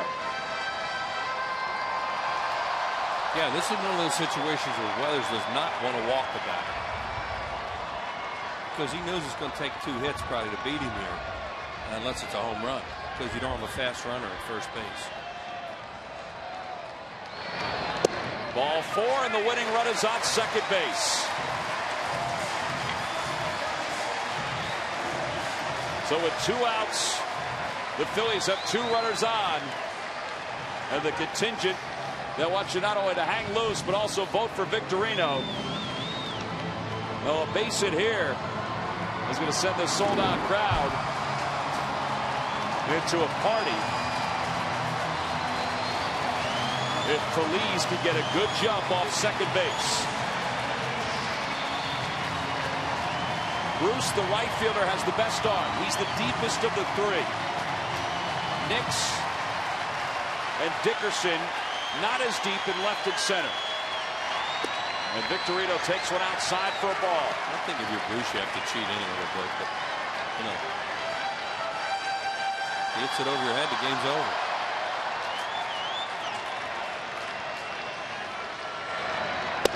One and one the count to Victorino.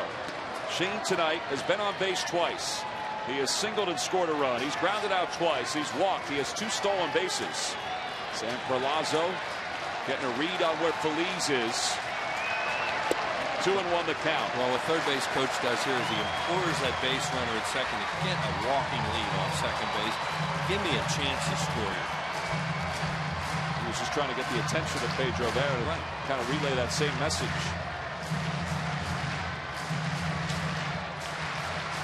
Phillies trying to win for the 5th time on this homestand. A looper toward left center field. That's going to drop in for a base hit. Phillies are out third, heading for home. Here's the throw to the plate, and the Phillies win it. Pedro scores standing, and Shane Victorino has given the Phillies a 3-2 victory here in the bottom of the 9th inning. And guess what? That highlight is going to be played all night long, and that means more votes for Victorino for the All-Star game. That's a good game tonight. That's a really good game with a great finish. Shane Victorino's RBI single gives the Phillies a 1-run victory. Got a great at bat by Jimmy Rollins to get the runner in the scoring position where Feliz could score with 2 outs, and he just blooped it, which made it easy to score. He didn't want him to hit a rocket right at one of those outfielders. Well, vote now, vote often. As Shane Victorino trying to get himself to the All-Star game, just got the Phillies into the win column. And our W.B. Mason delivery of the ball game, here it is, the game-winning hit. David Weathers, a pitch down, and he just bloops it out in the left center, and Weathers knows after all these years he's been on the mound that he may back up home plate. Well, he didn't even back it up. Didn't matter. No sense in backing it up there. Victorino knows it's got a chance. Good job. He won a game last year on a walk-off walk on July 4th. Yep. High fives everywhere for Shane Victorino and this Phillies offense. They win it by 1. And one of the reasons why the Phillies are able to pull out this victory at the bottom of the 9th inning is the pitching of Ryan Matson. He's down on the field with Sarge. Sarge, take it away. Hey, thanks a lot, guys. Ryan, you pitched those couple of innings. We got everybody rooting for Shane to make the All-Star team. Your guys coming and giving you high fives. God almighty, those 2 innings there. You look good. Fastball, spotting the fastball. That's the thing, location on those pitches, man. I wasn't getting beat by selection. I was getting beat by location there in Atlanta, and just getting back to the roots and throwing some good quality strikes. Again, about Shane's effort, he has really come on this last week there, and this is what we need, guys to get on in the beginning of the lineup. Absolutely, those guys, man. I remember playing against the Marlins with that Pierre and Castillo, man. When those guys get on, it was tough. They made it tough. So them getting on makes it tough for the opposing team. Now that last hit that Shane ended up getting couldn't have been any better because it wasn't hit that hard, sliding toward left field there. A team effort all the way. Absolutely, that's fun to watch. This is Philly baseball right there, and since I've been here, this is the way it's been. So it's a lot of fun to see the guys, with a lot of confidence going out there and playing tough like we did. Ryan, thank you for the post game. Thanks, Sarge. All right, Tom Wills. All right, Sarge, thank you very much. The Phils win it 3-2. A run in the bottom of the 9th inning off the base hit by Shane Victorino. Now for a look at what's coming up on Comcast Sportsnet. Let's go back to the studio with Derek.